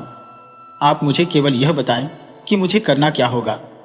मैं आपका काम जरूर करूंगा और कभी भी आपको निराश नहीं करूंगा। परियों की मलिका ने कहा, सबसे पहले थोड़ा सा नमक ले आओ, फिर इस जंगल के जादू में आगे बढ़ो। तुम्हें जल्द ही एक जोरदार गर्जना सुनाई देगी। यह गर्जना एक शक्तिशाली भंवर की होगी। उसकी ओर ध्यान देने पर तुम्हें धूल और कचरे का ढेर दिखाई देगा। यह एक टूटी फूटी झोपड़ी का कचरा होगा। धीरे धीरे इस झोपड़ी में दाखिल हो जाओ। जब तुम इस झोपड़ी में दाखिल हो जाओगे तो भंवर की गर्जना बंद हो जाएगी और एक चुड़ैल प्रकट होगी। वह अपने फटे हुए काले जूते को जोरदार ठोकर से उतार देगी। जैसे ही वह ऐसा करेगी, तुम जल्दी से उसके फटे हुए पैर पर नमक छिड़क देना। वह दर्द से तड़पने लगेगी और कोई हरकत नहीं कर पाएगी। वह तुमसे पानी लाने की विनती करेगी ताकि वह अपने पैर से नमक धो सके। तुम उसे यह कहो कि तुम पानी जरूर लाओगे, मगर पहले वह तुम्हें मेरी जादू की छड़ी दे दे। अगर वह तुम्हें जादू की छड़ी दे दे तो उसके लिए पानी ले आना। वह गुस्से से चिल्लाएगी, मगर आखिरकार वह तुम्हें जादू की छड़ी दे देगी। जब वह तुम्हें छड़ी दे दे तो उसके लिए एक बर्तन में पानी ले आना और जल्दी से वहां से भाग जाना। जब वह अपने पैर धोएगी तो वह तुम्हारे पीछे दौड़ेगी, मगर तुम तेजी से दौड़ते हुए मेरे पास आ जाना और जादू की छड़ी मुझे दे देना। रुस्तम ने परियों की मल्लिका की सारी बातें ध्यान से सुनी और उन्हें याद कर लिया। उसे यह मौका बेहतरीन लगा कि अगर वह इसमें कामयाब हो गया तो उसकी शादी शहजादी से पक्की हो जाएगी। वह ख्यालों में शहजादा बन गया और शहजादी महविश के ख्यालों में खो गया। रुस्तम ने जल्द ही चमकदार सीढ़ियों को पार किया और महल में वापस आ गया। महल से उसने थोड़ा सा नमक लिया और उसे अपने कपड़ों में संभाल कर रख लिया। इसके बाद वह फिर से जादुई जंगल की ओर बढ़ा। वह आगे बढ़ता रहा और जल्द ही उसे जोरदार गर्जना सुनाई दी। उसने देखा कि एक शक्तिशाली भंवर दिखाई दे रहा है। रुस्तम ने उस भंवर की ओर बढ़ना शुरू कर दिया। रुस्तम ने देखा कि यह भंवर एक टूटे हुए झोपड़े में पहुंच चुका था। उसने धीरे धीरे उस झोपड़ी में प्रवेश किया और चुड़ैल के आने का इंतजार करने लगा। चुड़ैल आई और उसने अपने फटे हुए काले जूते को जोरदार ठोकर से उतार दिया। जैसे ही उसने ऐसा किया, रुस्तम ने उसके पैर पर नमक छिड़क दिया, जैसा कि परियों की मलिका ने उसे बताया था। चुड़ैल दर्द से तड़पने लगी, मगर रुस्तम ने अपनी शर्तें रख दी। चुड़ैल कुछ देर तो उसे धमकाती रही, मगर आखिरकार दर्द से मजबूर हो गई। उसने रुस्तम से कहा कि जादू की छड़ी अलमारी में रखी है। रुस्तम ने अलमारी से छड़ी निकाली और पानी से भरा हुआ बर्तन उसे थमा दिया। जैसे ही चुड़ैल ने बर्तन पकड़ा, रुस्तम ने भागना शुरू कर दिया। उसने सारा रास्ता याद कर रखा था। रुस्तम ने तेजी से दौड़ते हुए परियों की मलिका को जादू की छड़ी सौंप दी। उसका सांस बुरी तरह फूल रहा था। परियों की मलिका ने खुशी से छड़ी पकड़ी और उसका शुक्रिया अदा किया। रुस्तम ने बेकदरी से कहा, ए परियों की मलिका, मैं चाहता हूं कि मेरी शादी शहजादी महविश से हो जाए। कुछ ही दिनों बाद रुस्तम ने परियों की मलिका की मदद से बादशाह के महल के पास एक शानदार महल बनवाया। अब रुस्तम कोई गरीब मुलाजिम नहीं था। परियों की मलिका ने उसे ढेर सारी दौलत दी। जल्द ही रुस्तम ने बादशाह से शहजादी महविश का हाथ मांगा। बादशाह ने भी इसमें देर नहीं लगाई और जल्द ही रुस्तम और शहजादी महविश की शादी हो गई। इस प्रकार एक बहादुर लड़का अपने मकसद में कामयाब हुआ और शहजादी भी रुस्तम के साथ खुशहाल जीवन बिताने लगी। प्यारे दोस्तों, अगर आपको यह कहानी अच्छी लगी हो तो लाइक करें, चैनल को सब्सक्राइब करें और इस तरह की और कहानियों के लिए देखते रहें KTV स्टोरी। धन्यवाद।